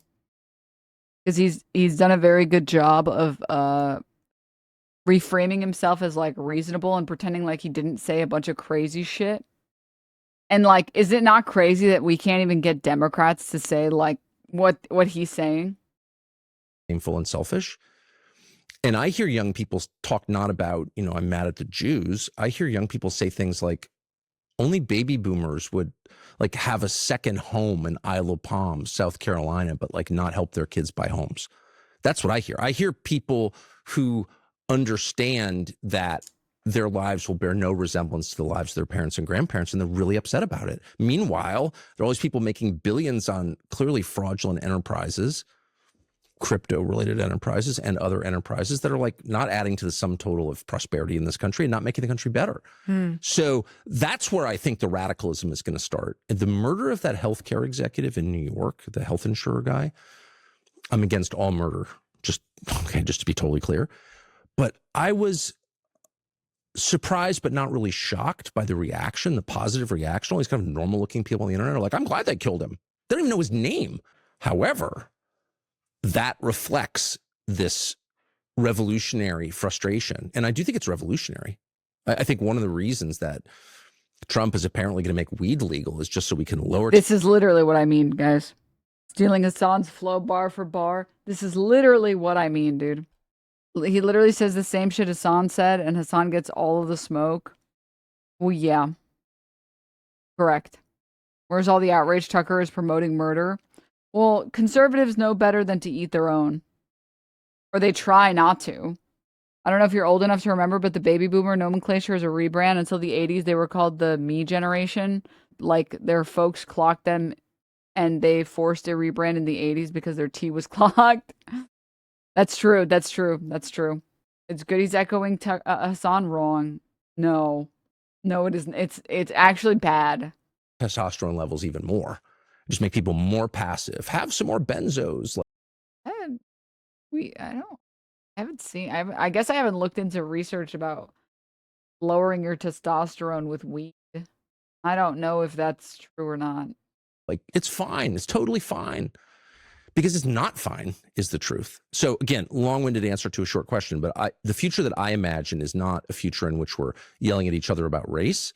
It's a future in which people are legitimately revolutionary, maybe even violent, on the basis of thwarted economic opportunity. I mean, Fuentes wants America to be a white Christian nation, among other things. Okay, well, he's very good at defending the New York Times, but I think the real issue... Hassan isn't agreeing with Tucker. Tucker is agreeing with Hassan. Well, the thing is, too, Tucker isn't even agreeing with Hassan. Don't forget, Tucker Carlson is like the Swanson family heir. This guy is like the richest Nepo baby on the fucking... Well, not literally the richest Nepo baby on the planet, but this guy is very classic Nepo baby. The first thing he's going to do with power is make your life worse. Way worse. Is he saying weed is being used to stop the revolution?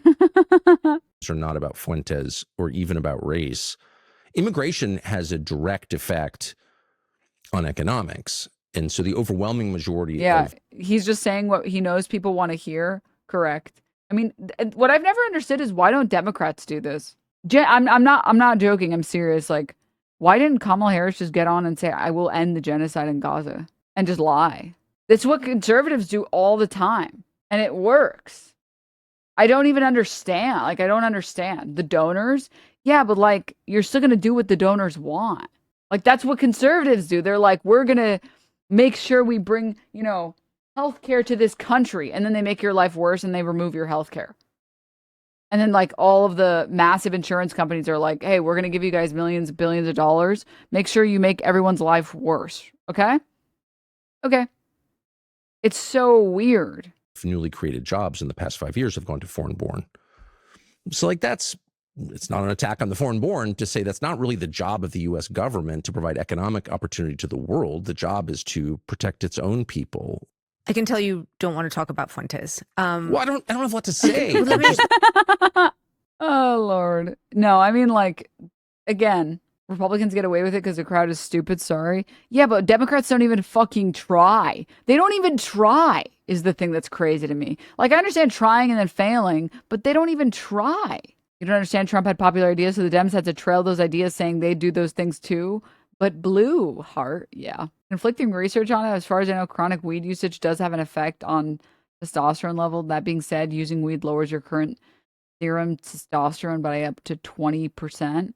But you make a full recovery.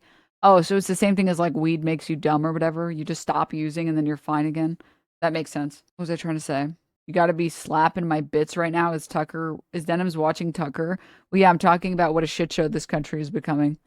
And like, if the conservatives don't come up with a better conduit, this guy is going to run. And he is going to win over a lot of people. But make no mistake, all of this like virtue signaling and being like, there's a reason everyone is in favor of the shooter that killed that United Healthcare CEO. There's a reason for that. You think that he would actually lower insurance costs?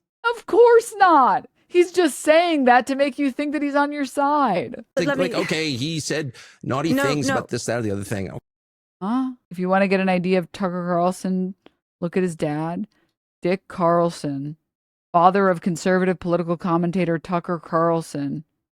He was born with rickets and mildly bent legs as Anderson had starved herself to keep the pregnancy a secret. Classic. Classic. Sorry, I'm looking at this stuff. Legal technicalities prevented Carlson and Brisson from being held as defendants in the trial. Carlson stood by his story, claiming several of their sources refused to testify or died. That's insane. Dick names his son Fucker Carlson. What an insane first chat message. Okay. No, well, you caused a big... I'm focusing on you. This is an interview of you. I didn't cause anything. People got hysterical. How can you talk to this man? I talked to people. Brought Fuentes onto your show. I've interviewed Ted Cruz, who's calling for the murder of innocents. I don't think Fuentes is doing that. But that conversation was pretty friendly. You say that. I mean, whatever. Okay, I'm naughty for talking to Fuentes, but you've been doing this for decades. I mean, I have watched you and your shows for a very long time. And you obviously have a very savvy understanding of how to approach your interviews and how they're going to land. Why? I don't know about that, but yeah. Well, I don't think I'm that savvy. Maybe I'm underselling myself.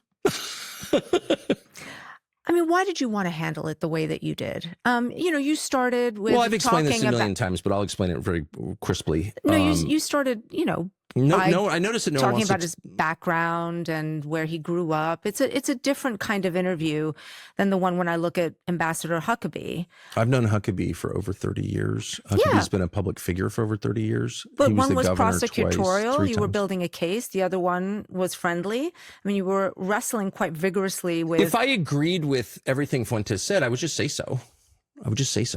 Like, there's no the effort to kind of like divine my motives. When I state my motives clearly, I think I'm telling the truth. I know, but as you have acknowledged in this interview, let me just state my motives. You use questions sometimes. Why is it that the second I get up, the funniest shit always happens? We'll be watching a video and like 90% of the video is pretty boring or it's kind of whatever. And it's always the second I get up, I'm like, dude, I've been holding in my pee the whole time. I'm like, why am I ADHD brain? Why am I holding in my pee for like an hour? Let me just go pee and come back and then I will feel good. And then the second I leave, the stupidest shit happens. It's like, what am I supposed to do? Like stop peeing and like run back and be like, okay, I guess I'll hold off on the rest of the pee. Like I'm going to finish peeing. I already got up. Like, hello? What does that tell you, streamer? Go away. Why the fuck could you hear that from the bathroom? Because I have wireless Use your Brian's, chatters. I've said this to Hassan, but Tucker is never going to run for president. He's a member of upper class already, and he's smart. He knows that president becomes property of the United States for the rest of your life. POTUS is nonstop. PITA. And Tucker doesn't want to fuck with that. No one does. Well, yeah, I mean, that's why I've said since day one that the only two options that he has if he's doing this much posturing is running for president or being perfectly situated to have an endorsement that is valuable and to have power via that endorsement. I don't think bro actually wants to work. That's true, actually. Tucker Carlson would kind of run 100% out of vanity. Well, I think genuinely, if he doesn't find a candidate that he would want to endorse for his personal profit or gain or benefit, he would run. But I think he can find someone. We'll see. I guess we'll see. You can never drive a car again on the road after becoming president. Imagine getting into a fender bender with Obama. You think this guy is driving his own car? When Trump is out of office, do you think Tucker or Trump will have more influence out of the party? Tucker. I think when Trump is president, he has a lot of power. When he's not, I don't think he has enough power. I mean, I feel like nobody even heard of him when he wasn't in power. When Biden was president, literally, I didn't hear anything about Trump. I mean, here and there, but I give it another month before he announces another ghostwritten book. 100% he wants to be kingmaker. Yeah. He will run. He's far more competent than Trump. Well, again, like I said, I think this is just my opinion based on what I know about Tucker Carlson. I think his preference would be to have an endorsement and have power behind the scenes. But I also think he's got enough ego that he would run, because why not? Or like, not why not, but the benefits far greatly outweigh the negatives. Trump isn't leaving that office alive. I mean, low Kirkwoodly, you're not wrong. I think the only thing that will stop Trump from running a third time, although I could just be wrong. Maybe he won't run. I feel like he's going to run a third time. Or I guess technically he's going to run a fourth time. I think the only thing stopping him is like heart disease. And that's just my opinion. Maybe I'm totally wrong, in which case I'm an idiot and I'm a fool. But in my experience with Trump, every time he says, I could totally do this if I wanted to. Wouldn't that be funny if I did that? Wouldn't it be funny? It would be so funny if I did that. And then he actually does it. It's like, oh, okay. Okay. He's going to be demented. He's going to be too demented by the next election. He's already too demented. It's still illegal, right? Not that that matters. I mean, it's still illegal, but I don't think it matters. Nikki Haley's son, Nalin Haley? What is fucking AI-generated name? Seen wearing Nick Fuentes' Jeffrey Epstein quarter zip. Tucker Carlson in attendance as well. It's a big club and you ain't in it. Yup. When you're nailing Haley. Shut up. 30 years. But He was one the was governor prosecutorial. three You were times. building a case. The other one was friendly. I mean, you were wrestling quite vigorously with. If I agreed with everything Fuentes said, I would just say so.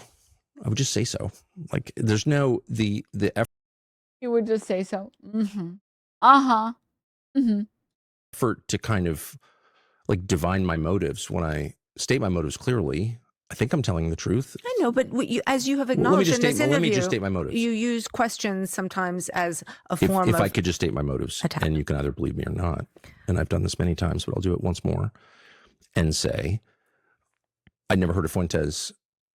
I first heard him because he was attacking me and my family, which enraged me. I did fall for the bait. Oh my God, dude. If you fall for this shit, man, if you're a fucking stupid idiot chud and you fall for this, like you need to be lobotomized, man. You need to be lobotomized immediately.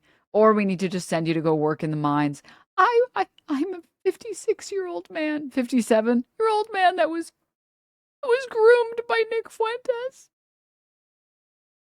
Stop. Like, still, And so then I thought, well, this guy seems like, I keep hearing he's very influential. Let's have him on, hear what he has to say. So I did that. And on the question of hating Jews because they're Jews, I'm opposed. Told him that to his face. Lots of people decided that I should have taken a different tone. Okay, do your own interview with Fuentes if you want. That's okay with me.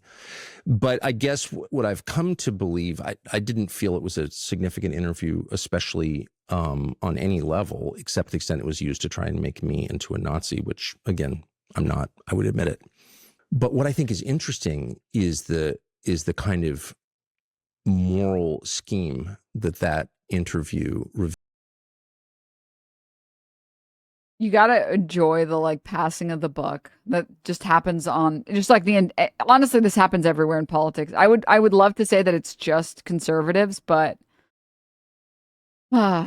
Field, which not surprisingly is childish. I hate when Hassan says his community falls for Tucker when it's like max 10 to 15 people in a chat of 35,000. It's going to be some. Well, yeah, I mean, like not everyone is going to be up to date with every single political commentator ever. And like, there are some people that are just getting into politics and just getting radicalized. And there are other people that are like seasoned or whatever. And if you've never heard of Tucker Carlson before, it's like Candace Owens. If you didn't know anything about Candace Owens and you saw the stances that she took on Israel, you'd be like, wow, this woman is based. And then you see all of the crazy shit that she said. And you're like, you're just trying to say the right things because you know that they're popular. Okay. Kind of repulsive. And by moral scheme, I mean like what the people in charge include. Who hasn't heard of Tucker? Well, it's not about who hasn't heard of Tucker. It's about who hasn't heard of the crazy shit that Tucker has said. Like the white nationalist Tucker shit. One sec. In journalism, think is right and wrong. So I think anyone who calls for the murder of innocents or justifies them is the lowest possible person. There's nothing worse than that, than killing kids.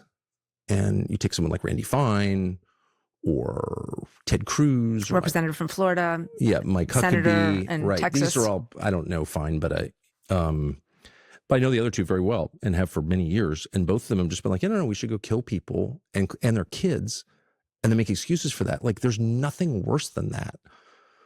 And yet those are the only controversial part of those interviews from the perspective of others in journalism is that I was too mean. I was too tough. I was too tough on Mike Huckabee, who's a sitting U.S. ambassador, or Ted Cruz, who's a... I don't think that was the concern. Okay, but the point is... I think, you know, when you just compare them... who do you think is more morally repulsive? Ted Cruz or Who Nick do you Fuentes? think is more morally repulsive? Ted Cruz. Ted Cruz is a sitting U.S. senator who has called for the killing of people who did nothing wrong, whole populations who advocated for this war. Nick Fuentes is like a kid. He's like 26 or 7. He has no power except his words. Here you... Okay, low curcuminely, I kind of do agree because, I mean, just by virtue of who actually is enacting policy, not Tucker Carlson, Ted Cruz is enacting more harm. However, I don't think you should underestimate how much someone like Nick Fuentes changes the culture. Because the Overton window has definitely shifted right in a lot of really, really shit ways. And that is in big part or in large part due to Nick Fuentes. Certainly was not helped by Nick Fuentes. He started his career harassing TPUSA rallies. It's not all words, never was. Well, yeah. 26-year-old Nazi child. Yeah, it's crazy. It's always important to keep in mind that some people just don't know that Tucker is sketchy. Sometimes it's someone's first time, and other times it's... And some people are either too young and don't know. Yeah. Didn't Tucker say that the USA deserved a spanking and that daddy was on his way home in the 2024 election? Why did you remind me of that? Fuck you. I hate you. Have a public official who we pay, who has actual power, who's voting for things, who's making policy decisions. And those decisions would include, in fact, they are focused on the murder of people who did nothing wrong. And yet no one thinks it's a big deal. Well, this is totally fine. I mean, if there's tape of Nick Fuentes saying we should kill people because we hate their parents, or it's okay to kill children, I would love to see the tape because that's disgusting.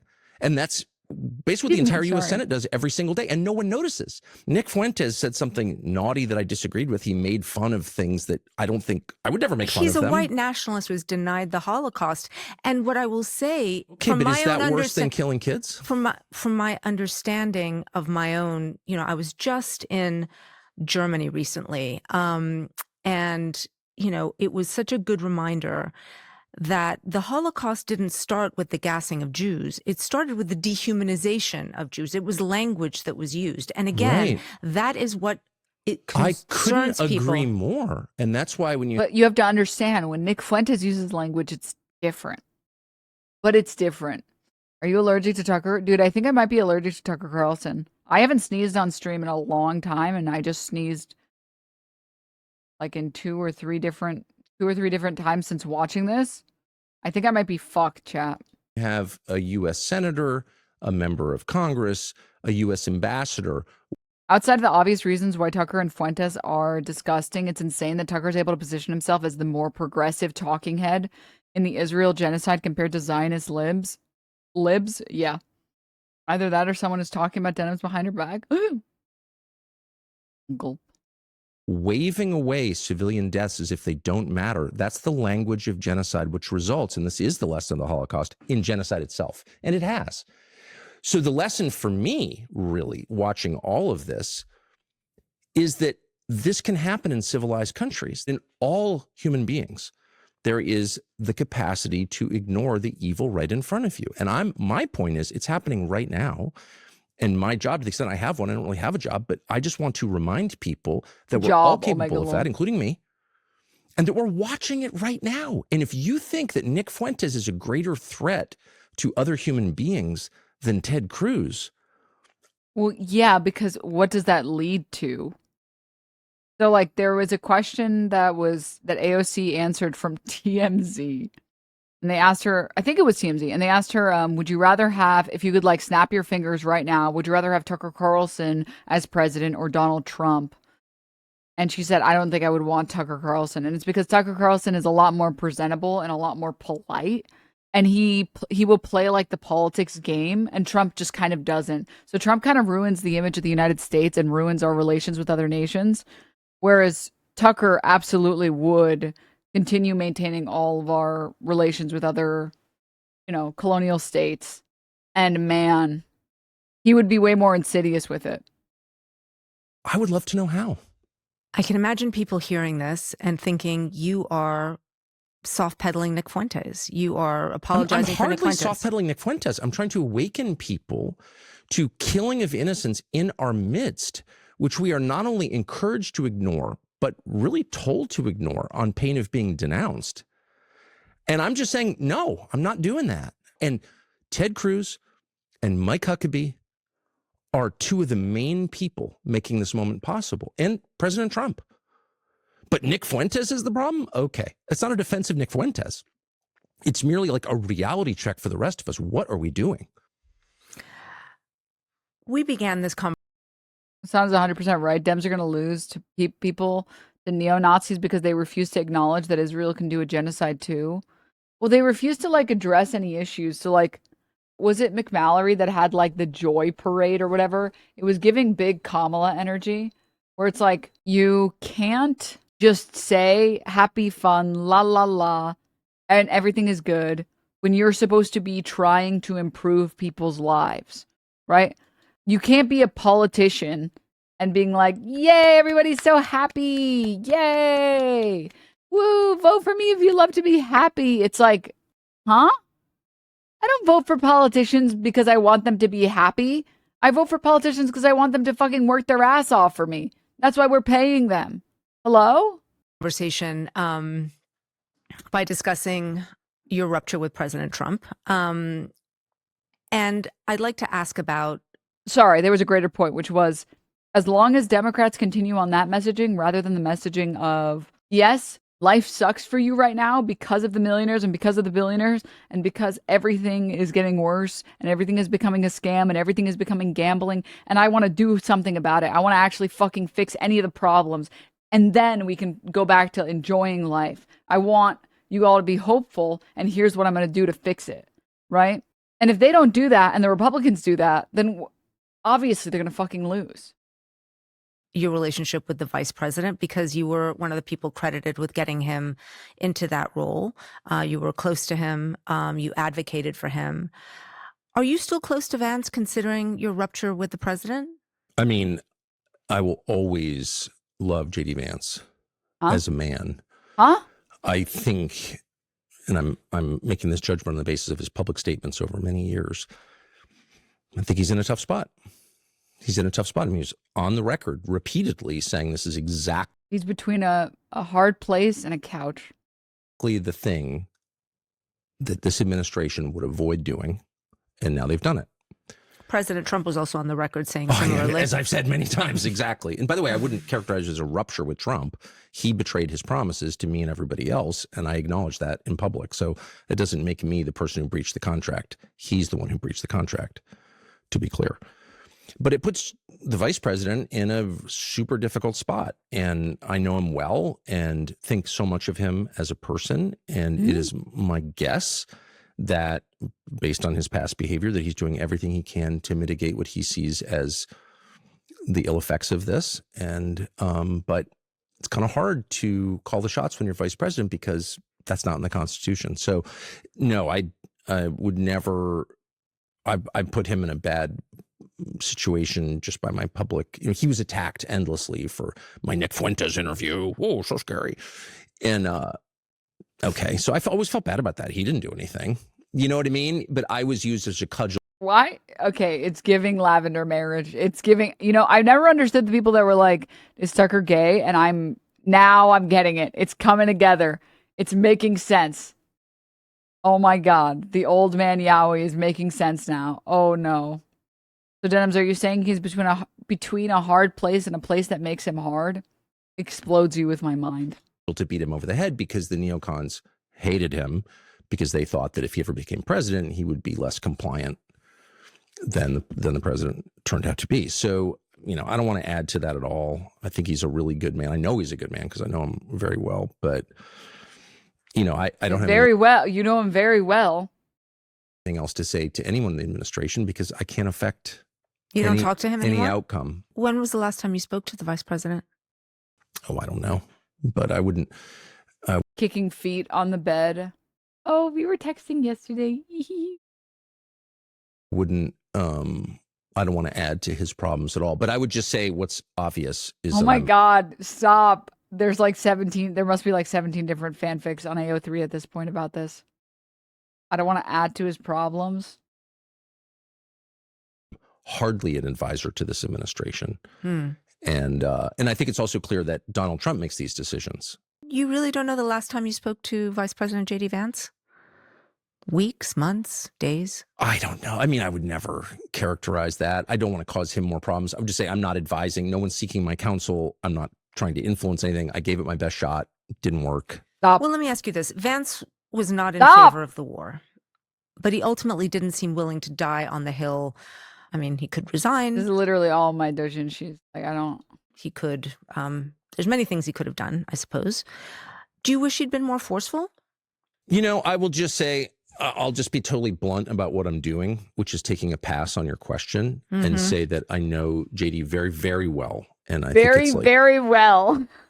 super tough situation. He's in my prayers. I mean that. And I just don't want to add to what is clearly a really hard job. I know that if you were in my position, you'd press. Oh, go crazy. But I'm just saying, like, my only goal is I just want to be honest.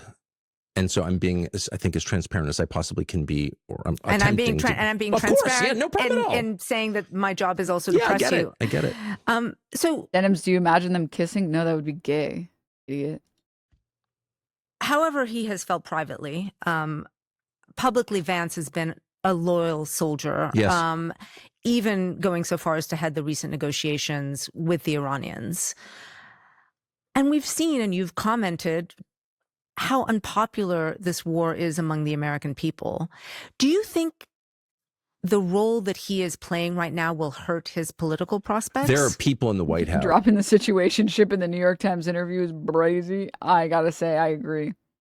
Who want to hurt J.D. Vance and have wanted that since the very first day. They were bitter. They wanted Marco I will protect him. Rubio to be the choice as vice president.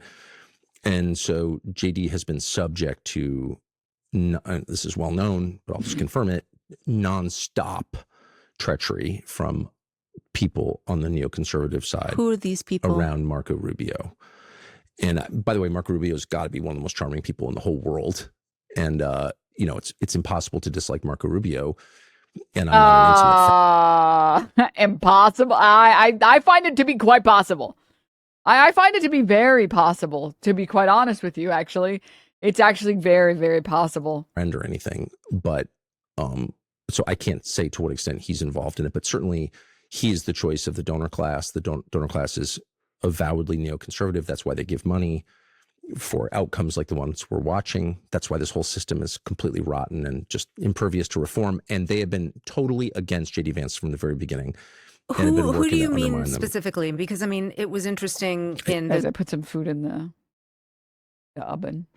Conversations with Susie Wiles, for example, where she was very much praising Marco Rubio and had less maybe complimentary things to say about J.D. Vance. I mean, is that to whom you're referring? I don't know is the real answer. I don't know. I mean, you're accusing people of treachery, so I'm wondering. Well, I know there's been a lot of treachery for sure. And I know they were so mad about JD getting that job. I mean, who's they? Well, Miriam Adelson, for example. Oh my God. It's almost like he's fucking anti-Semitic. People who were very much vested in using Trump for what we're seeing now. But within the White House? I don't know the answer to that. I've never worked there. So like, if you don't work there, you can say, you can say what you think, but it's hard to really know. This is me looking skeptical. Yeah. Well, no, but it's me being honest. Like, I don't really know. And you read all these things about, Susie, is of course a product of Florida, and there's a whole Florida group and the consultants and Marco and all the rest. And this is me being honest. Press X to doubt.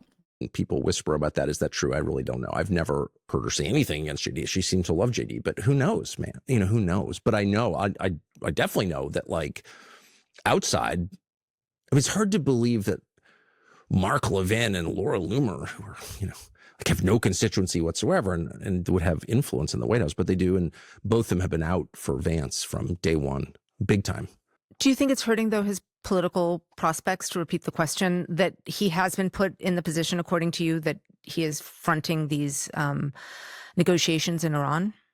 Yeah, I mean, well, I think this whole thing, it's not even. How can How can Tucker be anti-Semitic if he has never even mentioned hummus? I think you're right, man. JD specific, this whole thing is like dooming anyone connected to it for the foreseeable future, including the entire Republican Party.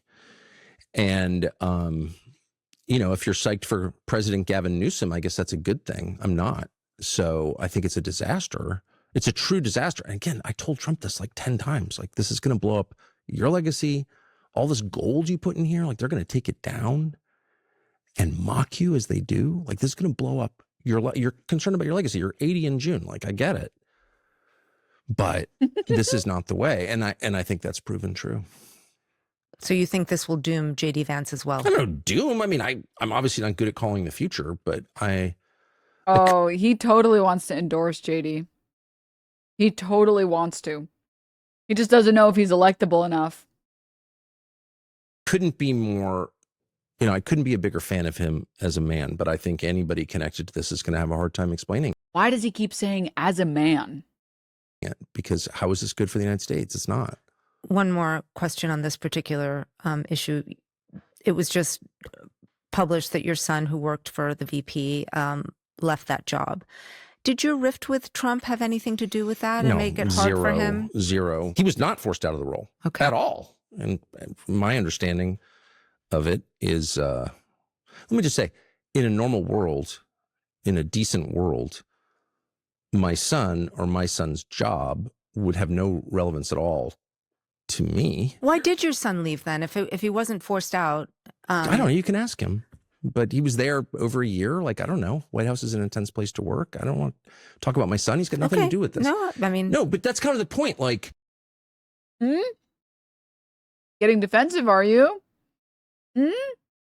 I don't know anything about what happens in the White House. I don't know anything. Also, my son worked there. All right, dude. Come on, man. We need to defend the core beliefs of our civilization, which, by the way, are attractive to the entire world. People move here not just for our robust economy, but because they want to be judged on the basis of what they did, not on what their parents did. That's the whole point.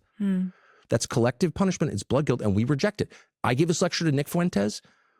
I gave this lecture to Mike Huckabee. The lecture never changes because the idea is the core idea of our civilization. Since you mentioned Nick Fuentes, I have one last question. You opened the door. I don't care about Nick Fuentes. He is not a JD Vance. He did the meme. He did the meme. IPAC. I don't even. Nick Fuentes. I don't even care. Laughs like the Joker. What a fucking dude. He is like actually a sleep paralysis demon.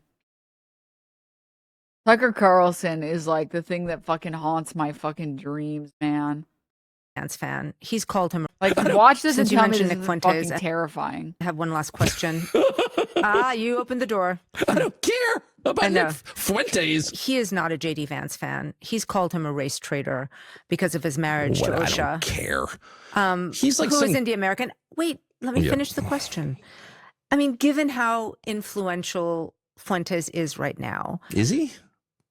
Is he not? I don't know. Doesn't seem to be. He didn't get us into war with Iran. Like, who cares, actually? That's kind of what I'm saying. Like, all of this is like a... Famously, influencers are the ones that decide when wars start. What? Sideshow? American... No way, there's already a TikTok on this. You're probably wondering, how'd you get in here? Well, it's easy. I just broke through your front door with zero resistance. You have no security. How are you a man? I see you're in bed alone, which means you have no wife or children. You have no family. What has happened to masculinity? I know what you're thinking. Oh, get off me, sleep demon. Get off me right now. Get off my chest. Get off me. Another person complaining that the white man's holding them down. Good evening. Hello. I don't like that. I didn't like that. I didn't like that. Are being killed in a foreign country at the behest of another foreign country, and it's going to wreck the US dollar and cause hyperinflation in our country. And we're like fretting about what some kid on the internet said. It's like, who cares, actually? This is a way of taking us away from the core issues, which are economic. They're economic.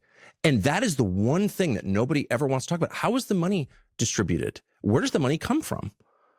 No one wants to, that's why, like, the only left-wing movement I ever had a lot of sympathy for was the one that arose after the global financial crisis. Occupy Wall Street. I didn't know exactly what they were about, but I was like, yeah, we should be mad at the banks because, like, they did this and no one got punished. Off. And within like 20 minutes, we're talking about black people and white people. It was like, I'm happy to talk about economics, but your interview with Fuentes has 25 million views. But to say that it doesn't matter isn't, and it matters in what sense? Like, does it matter more than? But can I finish my question? Yeah, of course. Thank you. Given how influential he is, and I just don't think that there's any argument about that. I'm wondering in what way? I'm wondering how you think JD Vance could become influential in the way that he gets like a fuck ton of views on his live streams. He gets an obscene amount of money from donations. And I have to see his fucking clips all of the time. Hello? The leader of the party after Trump. He has massive reach. He has literally hundreds of thousands of views, or if not millions, probably every like month. You have someone like Fuentes speaking so critically of him. So I'm so glad you asked that question because its premise reveals everything. All right, tell me. So the premise of your question is that JD Vance can't. No, I'm not saying that he can't. It's going to be difficult for JD Vance to advance politically because I'm asking, do you think? Just the premise that it could be the JD Vance's interracial marriage is a bigger problem than his foreign policy views. No, I didn't say that. It doesn't. No, I'm saying that there is a person who is incredibly influential in the party. Is he incredibly influential? Like on what basis are you saying that? Oh my goodness, there's lots of evidence, not only in the reach of what he talks about, but also. Can you name a single member of Congress who's acknowledged his existence or said, "I did this because he told me to"? That's a groyper? I don't know. Huh? The only way that you can have influence is if you have influence exclusively and entirely only directly over people in Congress, as if voters don't influence anything ever. Voters have famously never influenced elections. What are we doing? What are we doing? What? There's not a single member of Congress who would ever stand up and say, or even show evidence of being influenced by Nick Fuentes, where they're out of 535, they're about 500 who are taking money from AIPAC. I have already asked about the war's impact on Vance. This is a question about the future of the party, and the future of any party are its young people. And in the same way that Turning Point USA has influence on... He's like kind of getting red in the face. He's doing the thing that like white people do when they exhale and steam starts coming out of their ears. And in the same way that Turning Point USA has influence on young conservatives, so does Nick Fuentes. And so I guess I don't know how we're measuring that, but what I'm trying, all I'm trying to ask you here is if you no, but listen, there. Ew! What is like this death rattle in the back?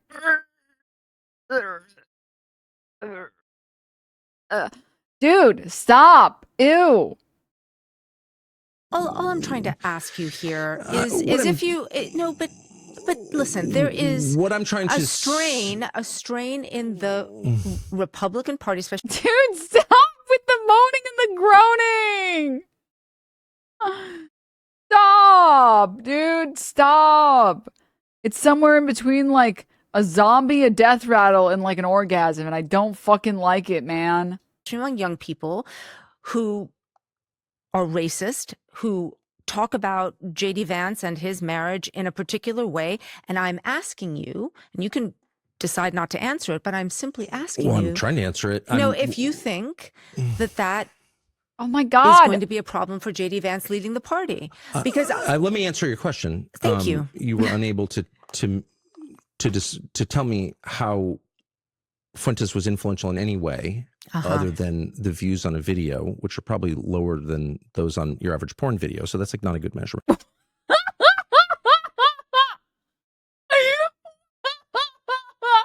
Why that metric?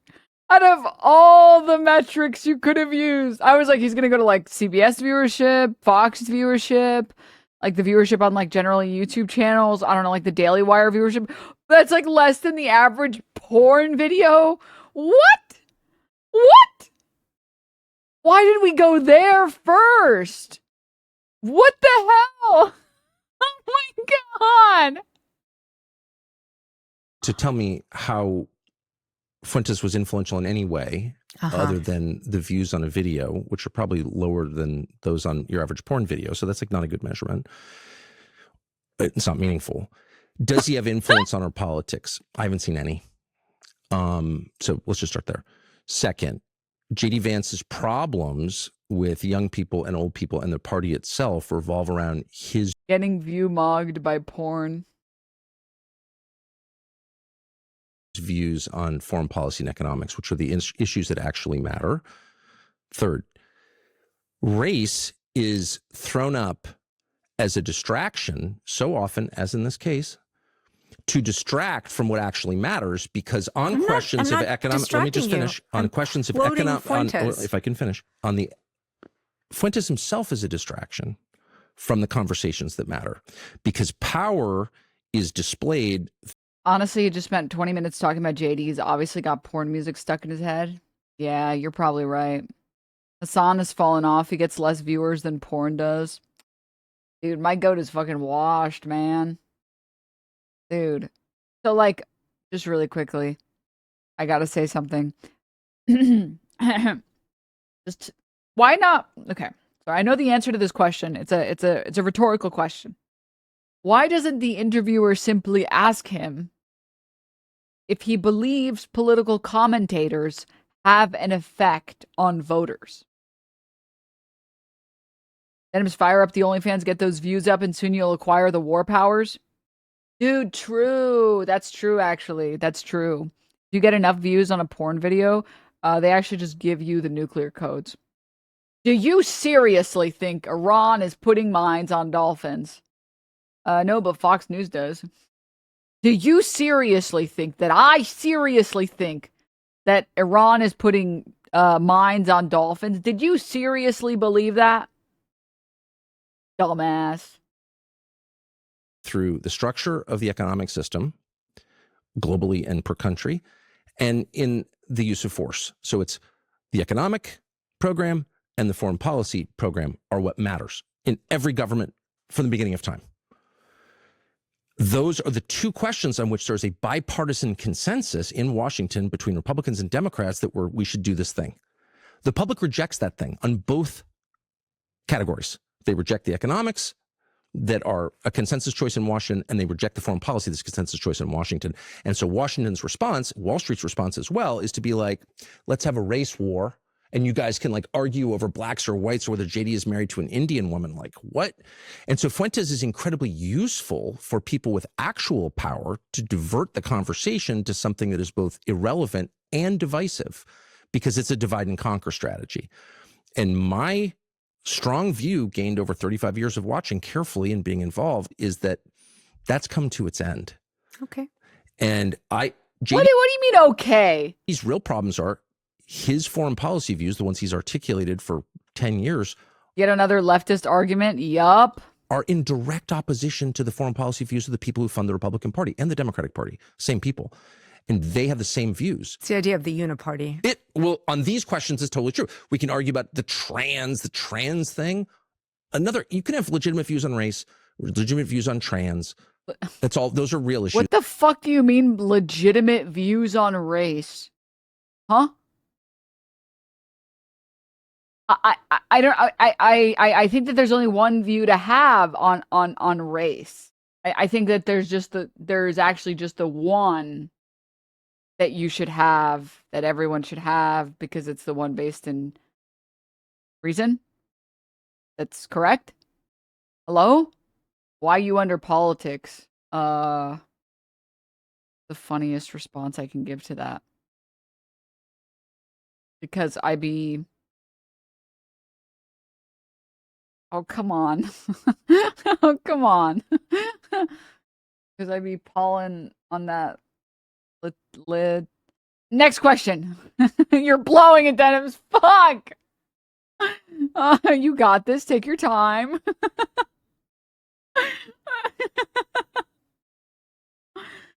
I'm not saying they're not, but those are not the issues on which empires rise and fall.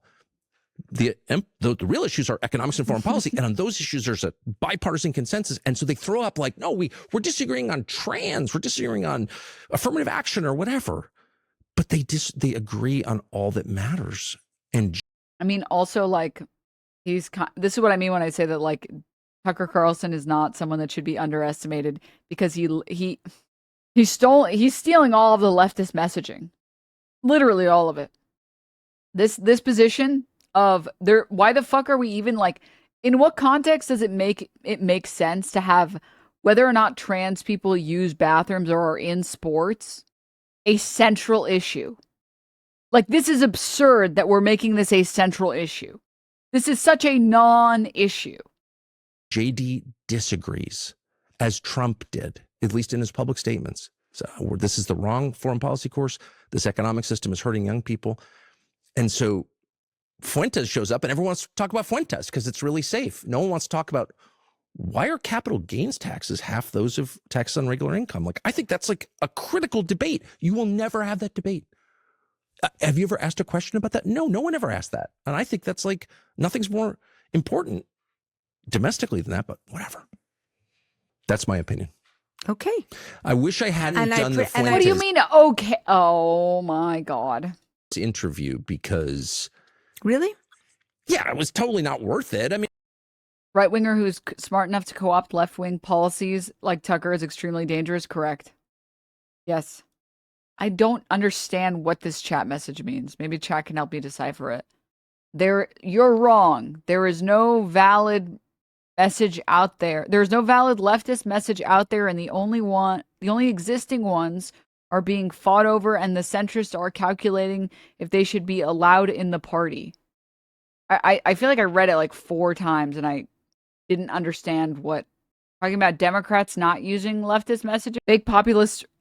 Fake right-wing populism like Tucker Carlson is only dangerous when there isn't a real left progressive or alternative. Correct. Absolutely correct. Radical centrist detected. I don't know what. Sorry. Okay, continuing. It was like kind of interesting, I guess, but it was used as I added to the distraction. What I really wanted to talk about was where we were going in this war with Iran. And I spent like a month getting calls from people being like, you're a Nazi. Okay. And I wish I hadn't done that. Not that it didn't imperil my soul. I've interviewed far worse people than Nick Fuentes, like Mike Huckabee, a far worse person than Nick Fuentes, hurt many more people than Nick Fuentes. Same with Ted Cruz. But so I don't think it affected me. I interview people I disagree with all the time. And often I'm polite to them, including war criminals. The only person I've really been impolite with is Ted Cruz, because I have limited self-control and he's just so repulsive I couldn't control myself. And I was a jerk and I tried to apologize. But if you were to sit across from Ted Cruz, it's just, there's something about him. It's just like repulsive. I mean, it's like disgusting. Like if you entered a men's room and Ted Cruz was there, you would be like, I can hold it. I'm leaving. And I broke down under the strain of his repulsiveness. But in general, I try to be nice to everybody. But man, that Fuentes interview, I just added to the distraction. I'm not gonna lie. The interview that he did with Ted Cruz, this is completely accurate. He was shitting down fucking Ted Cruz's throat, bro. If he knew that Ted Cruz was in a bathroom, he wouldn't say, I could hold it. He could say, like, open up. That's what he would fucking say. I don't like that imagery. I think we're done for now. We're going to speak again. We're going to speak again? Yeah, you didn't know that? No. Oh, you thought this was one and done? Ew! Oh, my man. No.